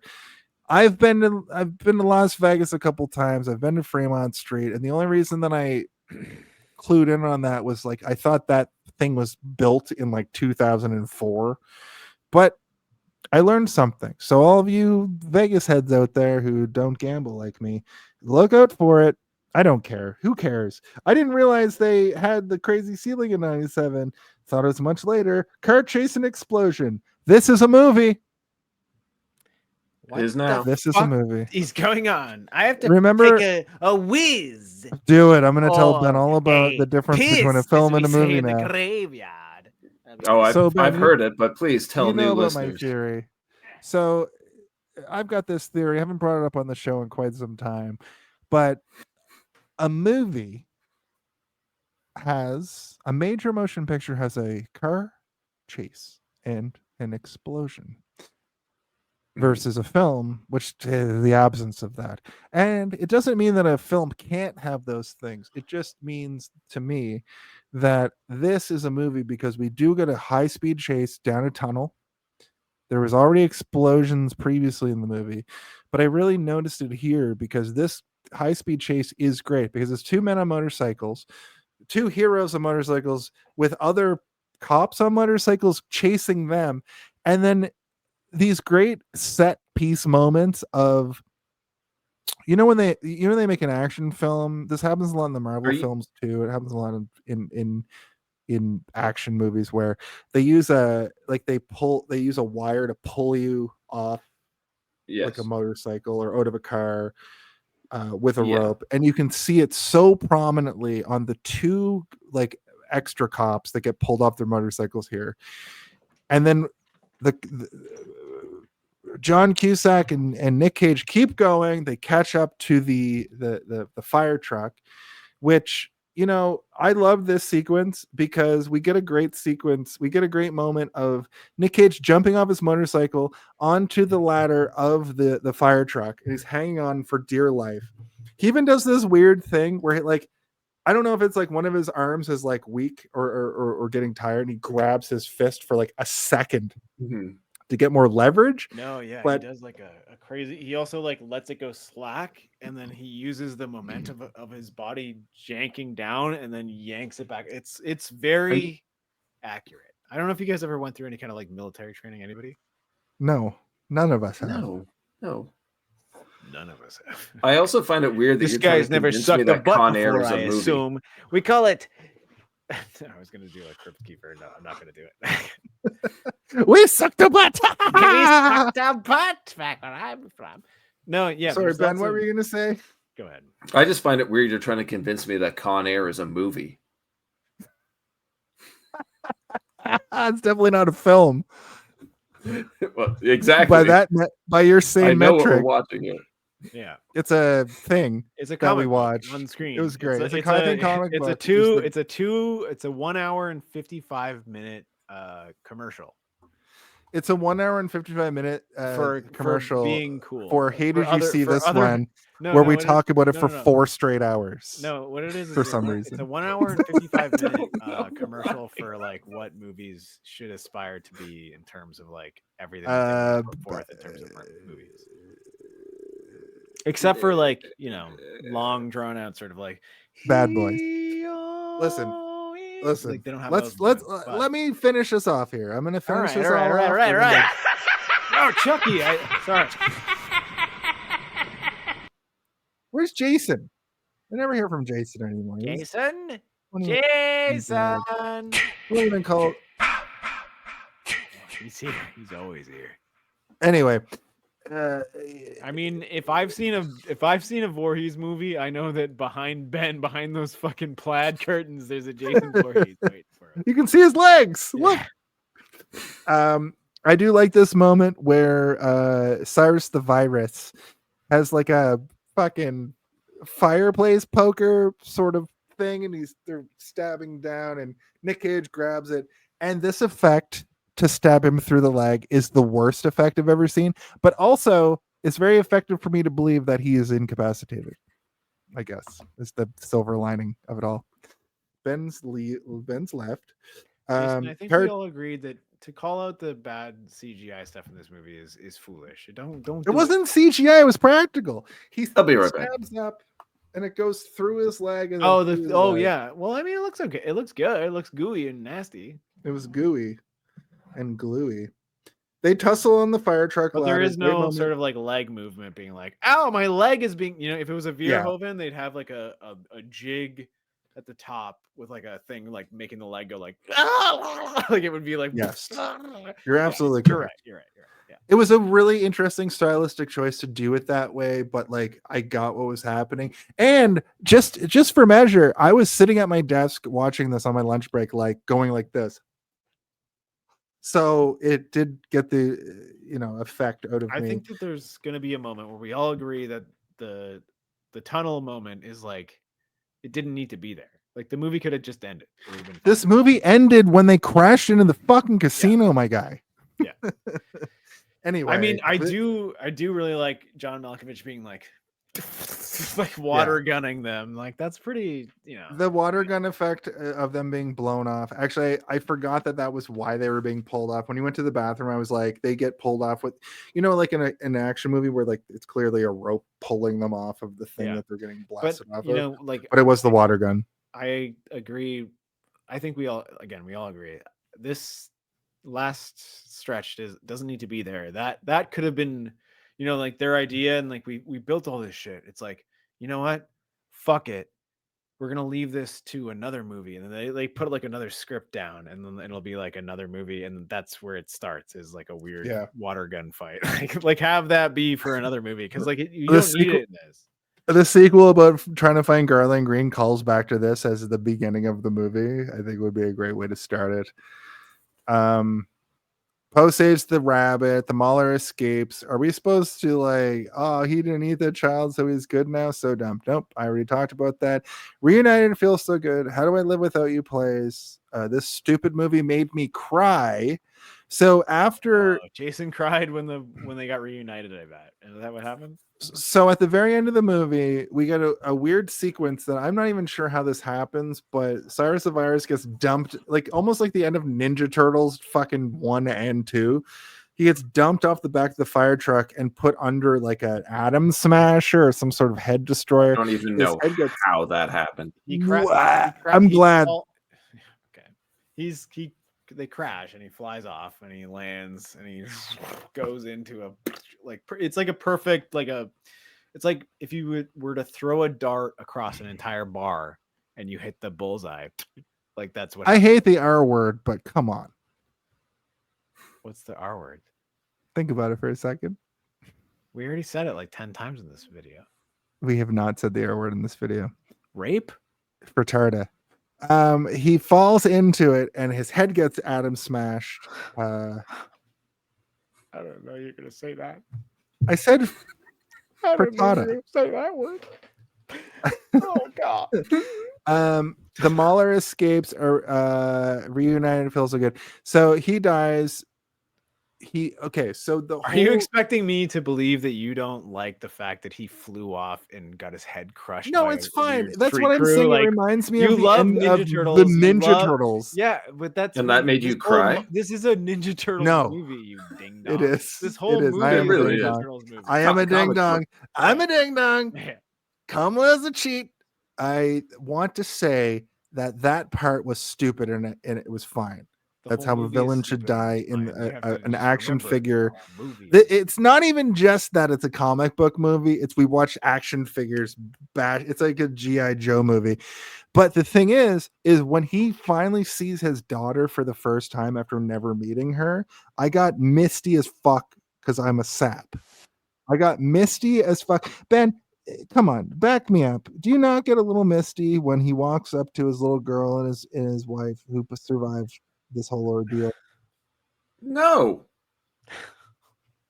not even close. Jason. Ben, do you see the way she looks at him? Ben, don't be mean. She's like, "Who is this monster? Your bunny's a little dirty, kid. I'm your dad." Exactly right. You got the same. But she's like, "I have a picture of you." Obviously saying like, "You're not who I thought you would look like," and he's like, That's "I have a picture of you too." Be like, "Oh." I don't know. Well, Jason, you also have like parental trauma. Yeah, I do. So like, that's gonna affect you a little bit more than Ben, maybe, who has like. I think Ben has his own particular brand of parental trauma. Yeah, Ben was raised by two statues made of stone. He's like, and they were like, "Ben, go forth and conquer the world." And Ben was like, "Yes, mother." I think Trisha Yearwood singing, and I will "How do I conquer the world live without you?" While he meets his daughter for the first time, it made me misty. Okay, sorry that I'm a sap. Sorry that I'm a Jason, you're not frittata. a sap, but I do question the fact that Con Air made you misty. And when we talked about Barbie, you never said you got misty during Barbie. I never said I didn't I'm get pretty misty sure you the first listened to time the I Armageddon saw soundtrack too. Barbie made me fucking weep hard. the Like, I was, first like, time I saw gut-wrenchingly Barbie in crying. theaters. I got misty about some things about elements. But this movie made you misty at work while you're like His surrounded by daughter. fucking coworkers and stuff. You're like eating a No, nobody can see me where I pastrami sit. sandwich, being like, I hope no one sees me crying in my desk. You were so concerned. You were so concerned about me watching Witch, because the woman gets her boobs pecked by a crow, and like Well, I didn't want people to think you were a creep. nobody can see my screen. Yeah, the reason that I was concerned about you watching Witch was like, there's a part where a woman is breastfeeding a crow. That's fucking wild. that's At fucked work, up. you can't show that on screen. But that's the only part of that movie that's like, look, that's Robert Eggers again. Like, don't watch Robert Eggers movies at work, folks. Yeah. Anyway, I don't think you really need to tell people that. I know. I Shouldn't you watched just The know Lighthouse that? at home. I think The Lighthouse at work would have been fucking do you want to see wild William work. Dafoe's butthole at work? Yes. Watch The Lighthouse at work. It's the only place I want to see it. Anyway, we get credits after all this happens, and the credits are pretty classic because we just see pictures of their face and we get the Yeah, where they're traditional, like like a sitcom. It's me, Nicolas Cage, doing a Alabama accent. Bammer. What goes better Listen. with life goes better with love, with Mentos full and full of life. Fresh goes better with Mentos, fresh and full of. Fresh goes better with Mentos, fresh and full of. Fresh goes better with Mentos, fresh and full of life. Mentos, the fresh maker. Listen, this has been What the happens world. when you talk about Con Air for 4 hours? Yes, you're right. Ben, thank you for being here tonight. We still have a half hour of content. Do you guys want to say anything else about the end of this movie? Because I think we covered it.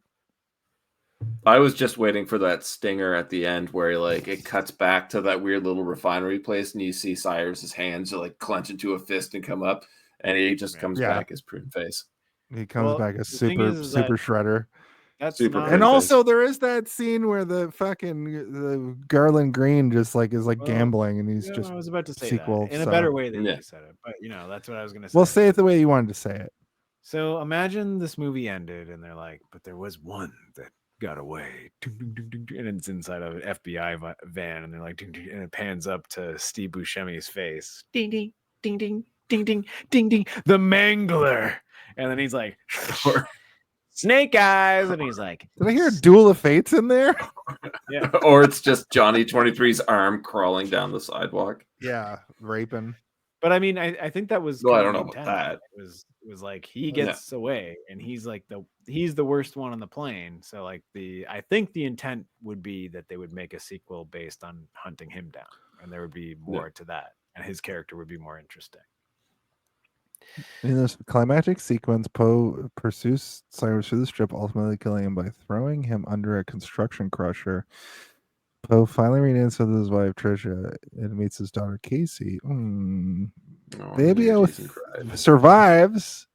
Thanks You had him. to And pick Poe, one. Yeah. You think But the Home when Alone of it is all? the Home Alone of it all? Can someone please tell me when the Home Alone? I of it really all gotta happens? know. When is the Home Alone of it all? What is the Home Alone of it all? Now that's now the that's Home Alone of the it all. Home Alone of it all.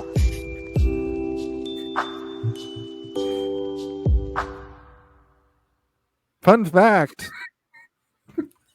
Trisha and Casey's roles were kept small to keep the focus on Poe's transformation, though the emotional reunion scene still serves as a heartfelt payoff. See, even ChatGPT knew it. On this podcast, this show, it's not even a podcast at this point. It's a television program that you just put on and you forget all your worries and you think about nothing and you listen to what we're saying. But the guest on this show always goes first. So Ben, why don't you give us your Home Alone of it all? And if you don't remember what the Home Alone of it all is, I'll tell you. The Home Alone of it all is the idea that in the movie Home Alone, when Kevin McAllister slaps down the blueprint on the table and he starts murdering fucking adults, he says, oh, this is the part of the movie you all came to see, didn't you? Could be the third act. It could just be your favorite part of the movie. What's your Home Alone of it all, Ben? Whoa, Jason, I didn't mean to upset you that much. Jesus. Yeah, You right. didn't. Jeez. I love you guys. I love you guys. I love you guys. I just did that for effect. I love you guys. I thought that would be As you were saying that, I was like, how could I reinterpret this as the Crypt Keeper? I'm like, Kevin McCallicasket comes in from the ceiling. yes, floor. yes, absolutely. okay. Ben, what's your Home Alone of it all, buddy? Honestly, we've already addressed it really briefly, and that is how I was saying when we get that second wave of characters coming onto the plane, it just I was already sold. The movie had me. Like there's nothing else I could do. I was already really enjoying it. When you up the ante when you don't need to and make it that much more enjoyable, it automatically becomes one of my favorite films. I'm gonna keep going back to it because you already gave me what I wanted. Now you're just giving me even more of the same, and you're making it that much more enjoyable. And it doesn't dip at all in this movie. It just gets crazier and crazier and crazier. So as soon as that one point hits where you're just shocked, and then you realize this is the direction we're going in, it was a turning point in a movie that didn't need to be turned. And I will forever love this movie for that feeling. So yeah, it's the landing and bringing on the new prisoners that is the Home Alone of it all for me. Awesome. Yeah, that's a really good selection. How about you, Steve? I mean, that I'm not gonna lie, that was gonna be mine. So I have to think of a new one. Mine will be when the two of them, Kevin McAllister. When the wet bandits. When Macaulay Culkin shows up and starts murdering people, he is when, actually Garland Green. when Baby O or Oh Baby, is that his name? Oh Baby O. Oh baby. Baby O. And Nick Cage are when they're going through his bag of or his box of stuff, and they're kind of like they're showing each other the things that they're excited about, but then Baby O is like, yeah, but I'm gonna be locked up for a long time. And he's like, not with my help. I'm gonna get you the fuck out of here. And then Nicolas Cage does this weird thing where he like grabs him by the shoulders and he goes, ah! Like he does like a weird like ah! Like he howls to the ceiling, and I'm like, It's all right, here we go. so uncomfortable. Well, yeah, but what kind of Nick Cage movie? Like, it's almost like he does like Yeah, a stamp definitely. like that at the beginning of a movie when it's gonna be like this is not an Oscar performance. This is a Nick Cage getting crazy performance. He stamped it with the like it's almost like he's being branded like from someone behind him. So that's mine. And if you look for them, they're there. They're in a lot of his movies. He does that a lot where he goes, he does it a lot. Yeah. I thought that like going into the air would be the Home Alone of it all for me. But I think the last push where they enter Vegas is my Home Alone of it all for this movie now. I really enjoy the idea that all hope is lost. We have to land in Las Vegas. They don't kill anybody. They land in the middle of like the Las Vegas Strip, but then they still end up smashing into a casino. And then there's a whole like fourth act of jumping onto a fire. The whole fire truck shit was really just like, it's so entertaining, but also it really puts a stamp on it. And that part of the movie would be like if this movie came on TV, if like TV still existed the way that it did in 1997, I would stop channel surfing and just watch that end sequence because it was so fucking good, And then, like, is that John Malkovich with a fireman's hose? And then I'd fucking cry all over again. So that's my Home Alone of it all. Just okay the lost. that you cried, Jason. We weren't trying to make fun of the fact that you were crying. It's okay to cry. I was. I know definitely Ben making was, fun of and I'm making fun of myself. I know. I also made fun, but I cry at stuff all the time, and like sometimes even just like I'll listen to a song and cry. So like it's not like there's nothing wrong with it, man. Cry at shit that makes you cry and feel good about it, because crying usually at the end of it you feel pretty good afterwards. Well, look at what we've been talking about through this entire film is how well it can, they've managed to emotionally manipulate the viewer. Yeah. The whole movie is an emotional. we've brought it up numerous times. The story is also emotionally manipulating the characters within the whole thing is emotional manipulation. Yeah. It's and then great. like they're all action figures and they're all super villains and they're all fucking these weird different characters that are I am all actually each worse like- than the last. I'm like weirdly surprised that like how RoboCop got turned into like action figures and Alien got turned in, and Terminator got turned into action figures. I'm surprised there wasn't like a Con Air and it's like get off my plane and it's like wrong movie. you know like there I wasn't said that like- Garland right at the Green with outset. collectible heads. Yeah. He buys his car. They drove through 3 states. You can put Johnny 23 in his Johnny little cage, his 23 arms tattoo pop comes off. with Johnny 23 and there's a kid being like The I have water 24, reveal tattoos. Mom, 24. Yeah. Oh, Oh my goodness. Well, at this point in the show, it's time to play the greatest game that anybody's ever played. Everybody's trying to say how good a game it is. It's time to play Guess the MPAA. Hello, my name, of course, is Connor Erickson, and I am your host for tonight's MPAA rating game.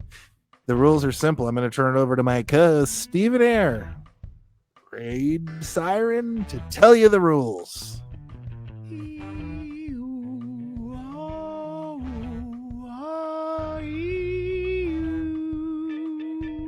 I'm a siren, motherfucker. Come to my rocks and let me tell you about it over here. So, we got a game. You got to guess between 0, 0, 0, and 9, 9, 9. Those are the numbers that you can and will guess against. 0, 0, 0, 9, 9, 9. If you guess outside of those perimeters, you will be killed. But Jason's going to give us 2 other numbers that go before those. So, Jason?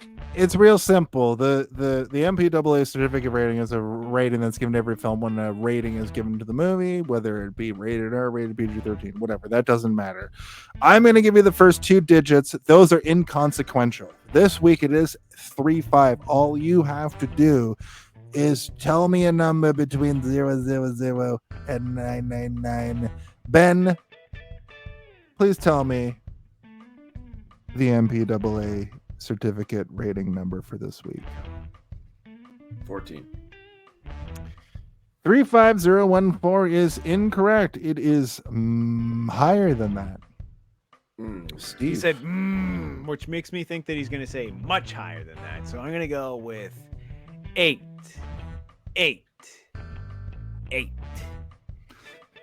It is not 35888. It's much lower than that. Ben, your second guess.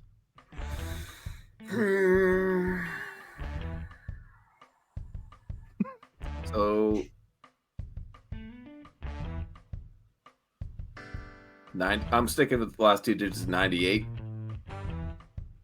35098 is not the number. It is higher than that. Steve, your second guess. 1, 5, 0. Now, Ben, you have to follow me here. The answer to this number is slightly higher than his previous guess. It starts with 3-5. It's lower than the number he said and higher than the number you said. So, what's your guess? What was his last guess? What is What it? is your last? 150. It's not 351. It's lower than that. Lower than 150. It's higher than that. Sorry, it's higher than It's higher than 351. 150. Okay. Higher than Higher than 150? that. Slightly higher than that.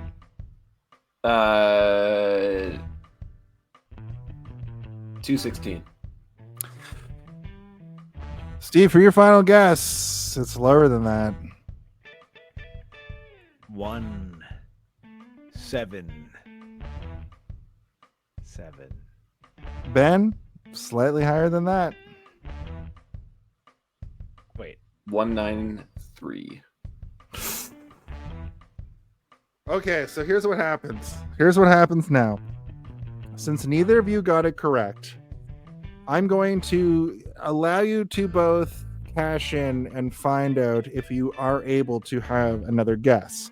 All you have to do is find out the gross box office that this movie made, highest without going over. I will tell you, because it is it's a 3-digit number, but it is sort of a weird, like, how could you know? It's a 3-digit number higher than $200 million. So Ben, higher than $200 million. High. What? You can't say it's a 3-digit number that's higher than $1 million. What the fuck No, I said, did you just say? I said it's higher than 200 million. 3-digit number higher than 200 million.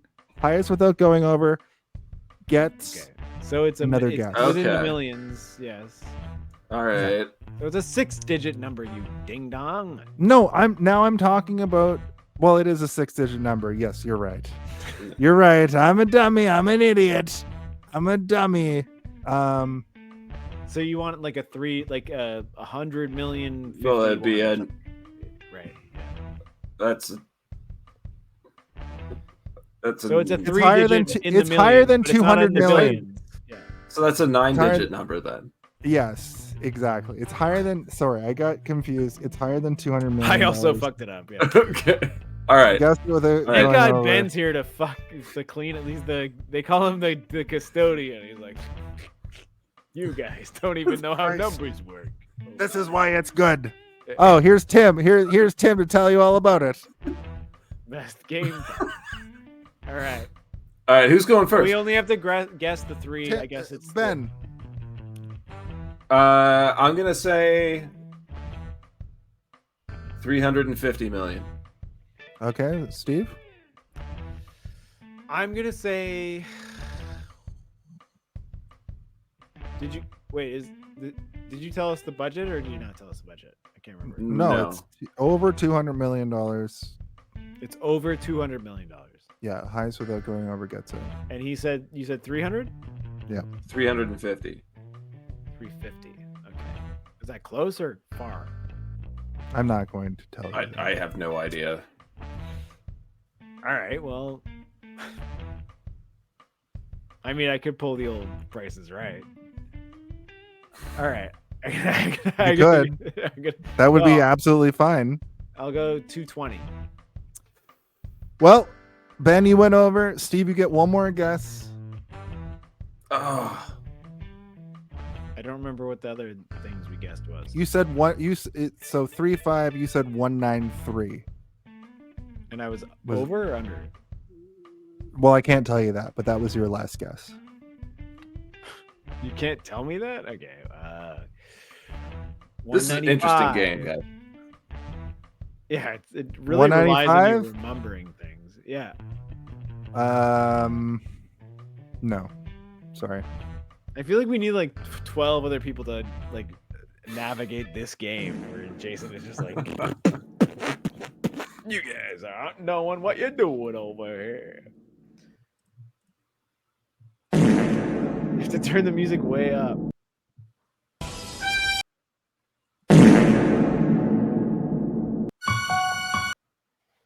Oh, I like that. Give me what I want. Tell me what the movie is. Tell me what the movie is. Tell me what the movie is. Tell me what the movie is. I forgot about that one. You guys are gonna kick yourself. The MPAA certificate rating this week was, oh my god, you're gonna hate me. 35192. Oh. One off. I was you couldn't tell me below or above. No, well, not for that part. I can tell you about if the box office. The box office was 224 million, and the budget was 74 million. It made that little. I find that crazy. I mean, Well, back I then, mean, that's a lot. That's a sequel. That's an amount to make a sequel. Not enough to make a Steve Buscemi. 224 mil on a 74 my million. brains out sequel. Yeah. I guess we really should have asked if we were accounting for inflation. Well, we're not going to do that because we're gonna dial in on what Wikipedia tells us. Only account for inflation for your gallbladders, which seem to be inflated, both of yours. That man. As the time ticks midnight, let's go to our final thoughts. Who would be a Batman villain who takes her Yeah. gallbladders? The gallbladder. They call me the gall gargler. The gall gargler. I don't know. I couldn't think of anything. Are you kidding me? I couldn't think of anything.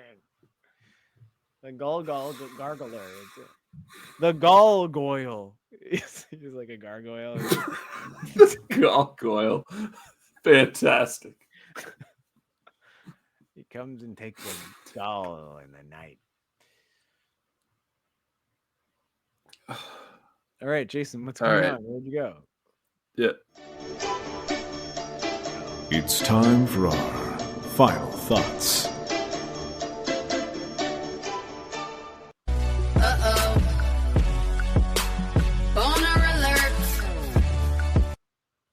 That wasn't me.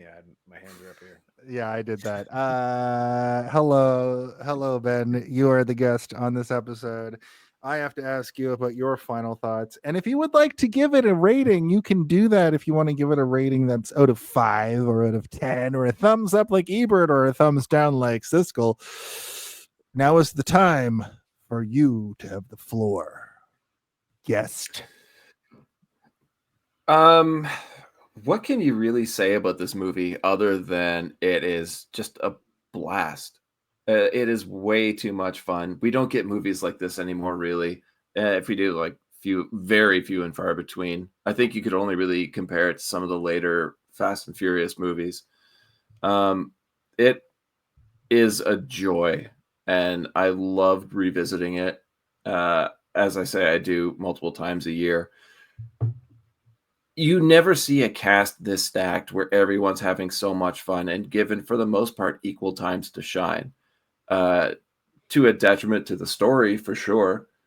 But it is a reminder of what 90s action filmmaking was that we don't really see anymore.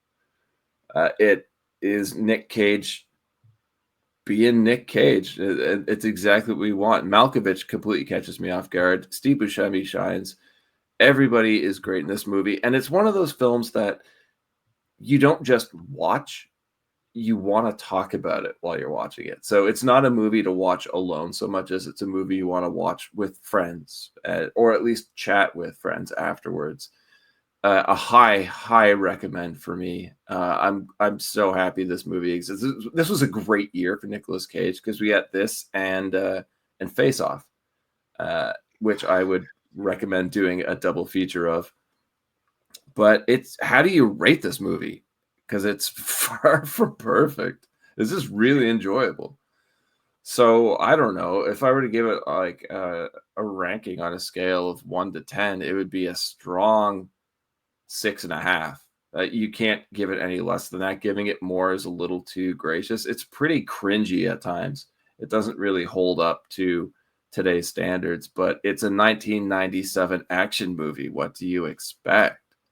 One thing I really, really want to hear about this is a commentary track, because I feel like there's a lot that went on behind the scenes that we don't know about that would really add to the appreciation of the film.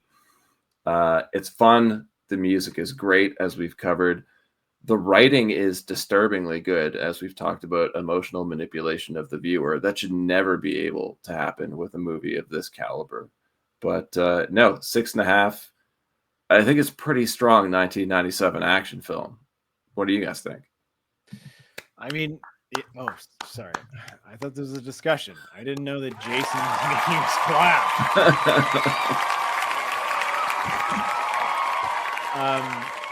No, I completely agree. And like one of the things that I love about it is that it seemed like it did manipulate all of us on different wavelengths. Like we all kind of had a different. Give me what I want. Give me what I want. And it did, Jason. It did give you what you wanted. You sick, twisted pervert. Jason loves a movie where there's ambiguous pedophile in it. I'm just kidding. I'm just joking. He loves a movie that doesn't have an ambiguous pedophile. He loves a full-blown pedophile. I'm just kidding. I'm just kidding. So for me, like, yeah, I went into this thinking it was going to be, kind of painful because I remembered it being one of those things that I was forced to watch with the boys when I was a kid. But, it turns out it wasn't one of the things that I was forced to watch with the boys. It's one of those things that I watched with the boys when I was a kid. And it kind of sticks with me still to this day. And like, I like it. And it is a reason that I am a little bit more boyish than I'd like to admit sometimes. And that's not a bad thing. I think that there's like movies like this, like kind of give people a bad name when it comes to who they are and how they interact with people, especially when it comes to film, because like you're supposed to like things based on who you are, but sometimes you can like things a little bit, there's a little crack that you can like things outside of who you are. And I think this is one of those movies for me. I like it. I like it a lot. And I don't particularly know why, other than the fact that I sort of grew up with it and understand the people around me who liked it in the way that they do. And watching it the other day, I was like, you know what? I like this for my own reasons now, like a whole new crop of reasons that aren't what I was supposed to like it back then. So I can recommend this to almost anyone, I think. Like if you can come into it understanding what it is, which is it's basically a comic book movie. It's a cartoon. It's something that is meant to be overwhelming in the best ways possible. It's supposed to overwhelm your senses in every way. There's explosions, there's crazy music, there's characters that are named ways that you would never name a person ever. Like you would never name this guy this, but that's what his name is. So here we are. And I like that stuff. Like when I'm creating things with my friends, I'm like, what is the wildest name we can give this person without it being so wild that it would be like, you would never think a person could be named that. And then you rein it back just a little bit. And then sometimes you just like blow it right out of the water. You're like, no, we're going to name him something crazy like Torpedo Butt Fucker. And you're like, okay, well, that's maybe too far. That might be too far. That's maybe too far. Torpedo Butt Fucker, too far. But, I like it. Bonfire Con Air. And I do think that like the conversation between the three of us has also sort of like, dusted away a little bit of like sleepies in my eyes. Because when I came in here, I'm like, I don't know if I liked it that much, but I did like it. So I was like, I liked it enough that I can talk to you. And like you guys talking to me about it dusted it away even more. And I realized that like this is a good movie. It is, even though there's like weird stuff that happens in it that is super problematic and gross. You understand that it was made in a time where a rape scene is supposed to happen during an action scene, and a gay man is supposed to be really offensive and run to put a dress on. But like those things can exist in a movie where there is a plane that needs to get all the convicts into the sky. That sounds flippant, and it sounds like I wasn't being serious, but I am being serious. I'm sorry. I definitely heard sincerity in that for sure. I like it. I like it a lot, and I recommend it to everyone. But if I had to give it a rating, I would say let everybody on except for the man who demands that he be left on with a gun, because that guy is straight as fucking. He needs to get the heck out of here. Get out of here. And he's probably got a wire on. Yeah. Yeah.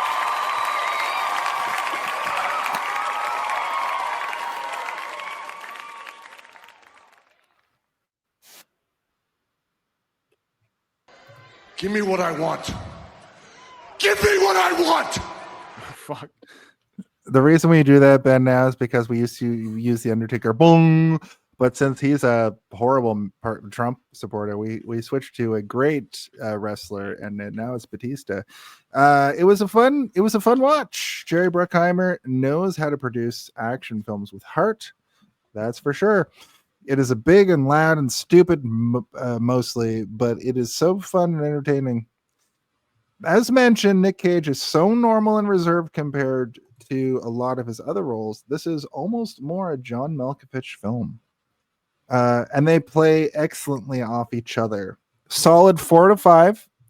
I give this leaving Las Vegas and then entering Las Vegas out of Nevada, USA.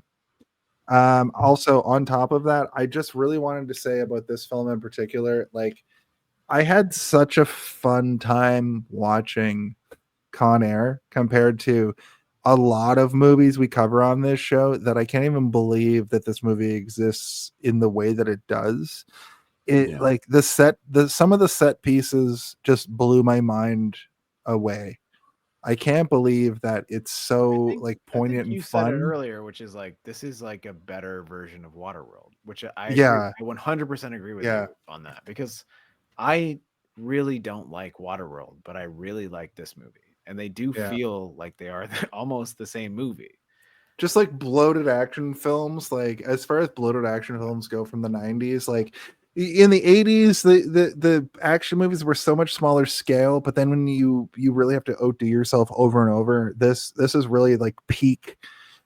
I kept thinking of Die Hard while I was watching this, and Die Hard would never do anything remotely close to a Con Air, but it's literally the evolution of 10 years of cinema that gets us from there to here. So yeah, 4 to 5. I also give this movie. I feel like Jason hasn't seen all the Die Hards. Hold on, have you seen all the Die Hards? I've only seen Die Hard 1 and 2. Okay, I'll get to them. Yeah. I also watched all the Lethal Weapons and all the Beverly Hills Cops within a month. So they're all up here as the There's same gonna be a movie. point where you're gonna be like, oh, Die Hard did do a Con Air. Yeah. Wait a minute. Yeah. I know that Bruce Willis crashes a motorcycle into a helicopter as well. Anyway, there was no prisoners attached to it. No. But I do give this movie Bruce Willis out of a John Malkovich. So wait, very what? good. What does that mean? Holy I don't know. Who cares? But now what we does have that mean though? What does that mean? I think maybe it means we need to rub our heads together. I don't think so. Get your ball. I give this a Bill Hader impression of John Malkovich. With all those very poignant actualizations, I would like to talk about our oh my god, this is so fucking funny. Well, first, give me some cheers and give me some props. Also, what does Batista have to say? Because I think that I want to give him what he wants. What'd you say? Sorry, I can't hear you. What'd you say? What does Batista want from me? Batista, what do you want from him? Give me what I want. Oh. Give me what I want. Oh my god, you better do it. He seems serious. I want plugs. I want to plug our shit. All right, let me just plug this in right here and...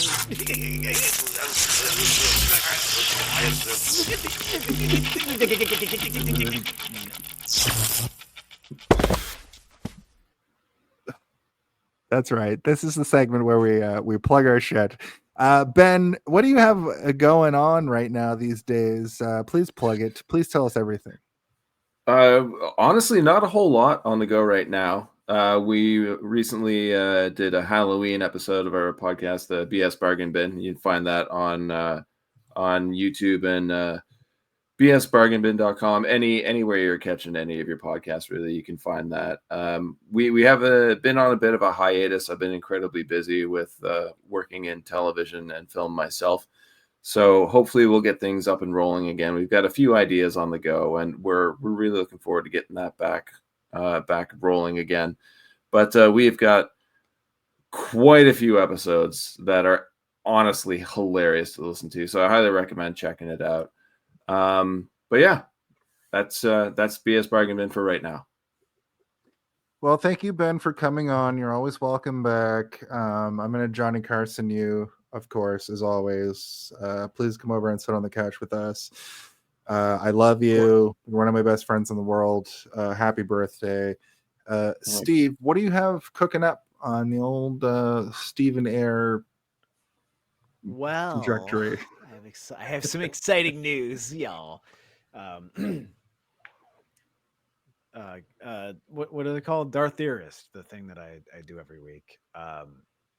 We've now decided to split our hairs a bit, and we're doing Game of Thrones videos now as well. So Darth Theorist is now split and become the Three-Eyed Theorist. Dun, dun, dun, dun, dun, dun, dun, dun, dun, dun, dun, dun. If you love Game of Thrones, then you should come check it out. But we haven't launched it yet, but we're this is maybe like a hot take. I should have maybe not said this, but who knows? But I also am like, we should do Darth Arkham Knight, Darth like Con Air Theorist. Yeah, Con Air. We could do a Con Air. What if Steve Buscemi was actually a pedophile? We could make Jason's dreams come true. Okay. You said it, not me. Anyway, yeah, I'm also doing the true crime stories, the submarine thing, a bunch of stuff. Yeah, it's all there. It's all there in my profiles, which is bobablackfly.com/get it. Awesome. /fight me. Thank you guys. Thank you for everybody that watched tonight. We had a pretty big group of people coming through tonight. We had a consistent 10 viewers. I love the fact that we can do this fucking every week and have viewers and interaction with the audience. And I would just like to tell everybody about a little podcast that goes live each week at 8 p.m. Eastern on Twitch and YouTube. It's called Hey, Did You See This One? It's the podcast that you're watching right now. I'd also like to talk about our savior, Superkicked Pro Wrestling. Superkicked Pro Wrestling is a Toronto-based independent wrestling company that I announce for. And on the 29th, we're doing a show again. We had a great turnout for our zombie wrestling trifecta. 3 shows last month. This month we're doing our I don't know if I can say Royal Rumble, but if you know what a Royal Rumble is, we're doing something similar to that. It's the same thing. Is Royal Rumble like a problematic term now? No, it's just I think it might be copywritten. Trademarked. Yeah. By who? Vincent Queen McMahon, of course. King Charles. He's like, no, only I. And he's like, what if he comes? But it's the royal we. Yeah, it's the Superkicked Rumble. That's the event that's in November. It's on the 29th at the Great Hall here in Toronto. I'd also like to tell you guys about a third thing that I do now. His third testicle. We all knew about it, but no one ever wanted to make it a big deal before. The Super Mater Brothers podcast does a Wednesday show each week to talk about Survivor. And I've been a guest on that very frequently. And it's a very fun time if you're a fan of Survivor. We go live directly after the episode airs. So, like, once you've watched Gabe or Sue or Saul or Guinevere from Canada, once you've watched them be despicable and stab each other in the back, you can come and watch our show right after that. And that's great. And once again, I'd like to tell you guys about your God and Savior. Hey, did you see this one every week? Live on wherever you get your podcast.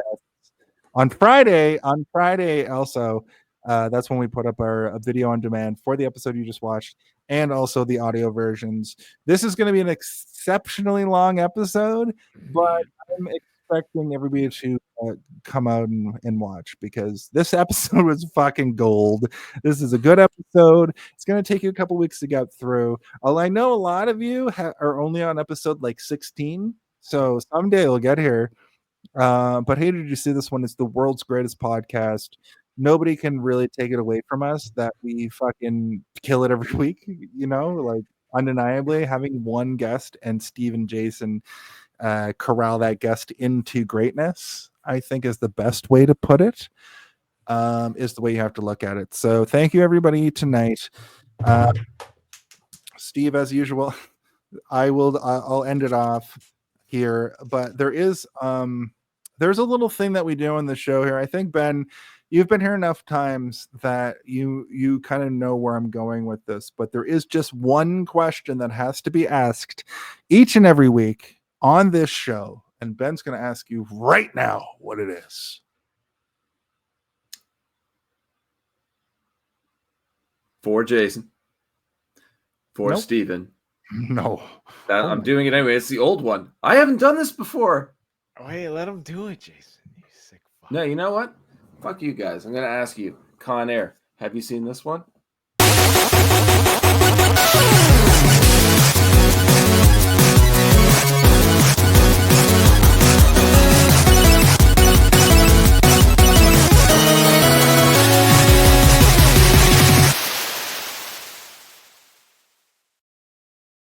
I do actually regret not just letting Ben do that, because I've been watching old episodes and goddamn it, what a weird thing we used to do.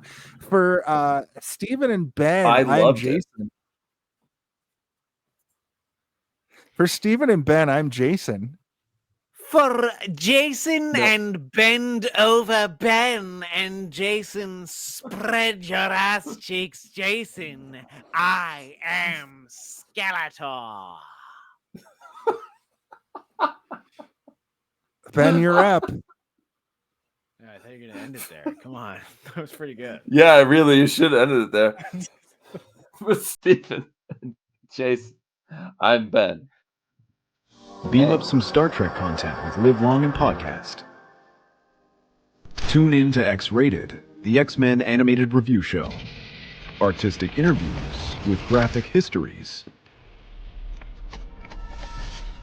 A roundtable movie discussion with Hey, did you see this one? And movie reviews with Hold Up, a movie podcast. And while you're at it, spin a few records with Eamon on Track. Watch us duke it out on Trivial Debates. And let's chat about TV with the Super Mario Brothers. It's all here in the United Federation of Podcasts.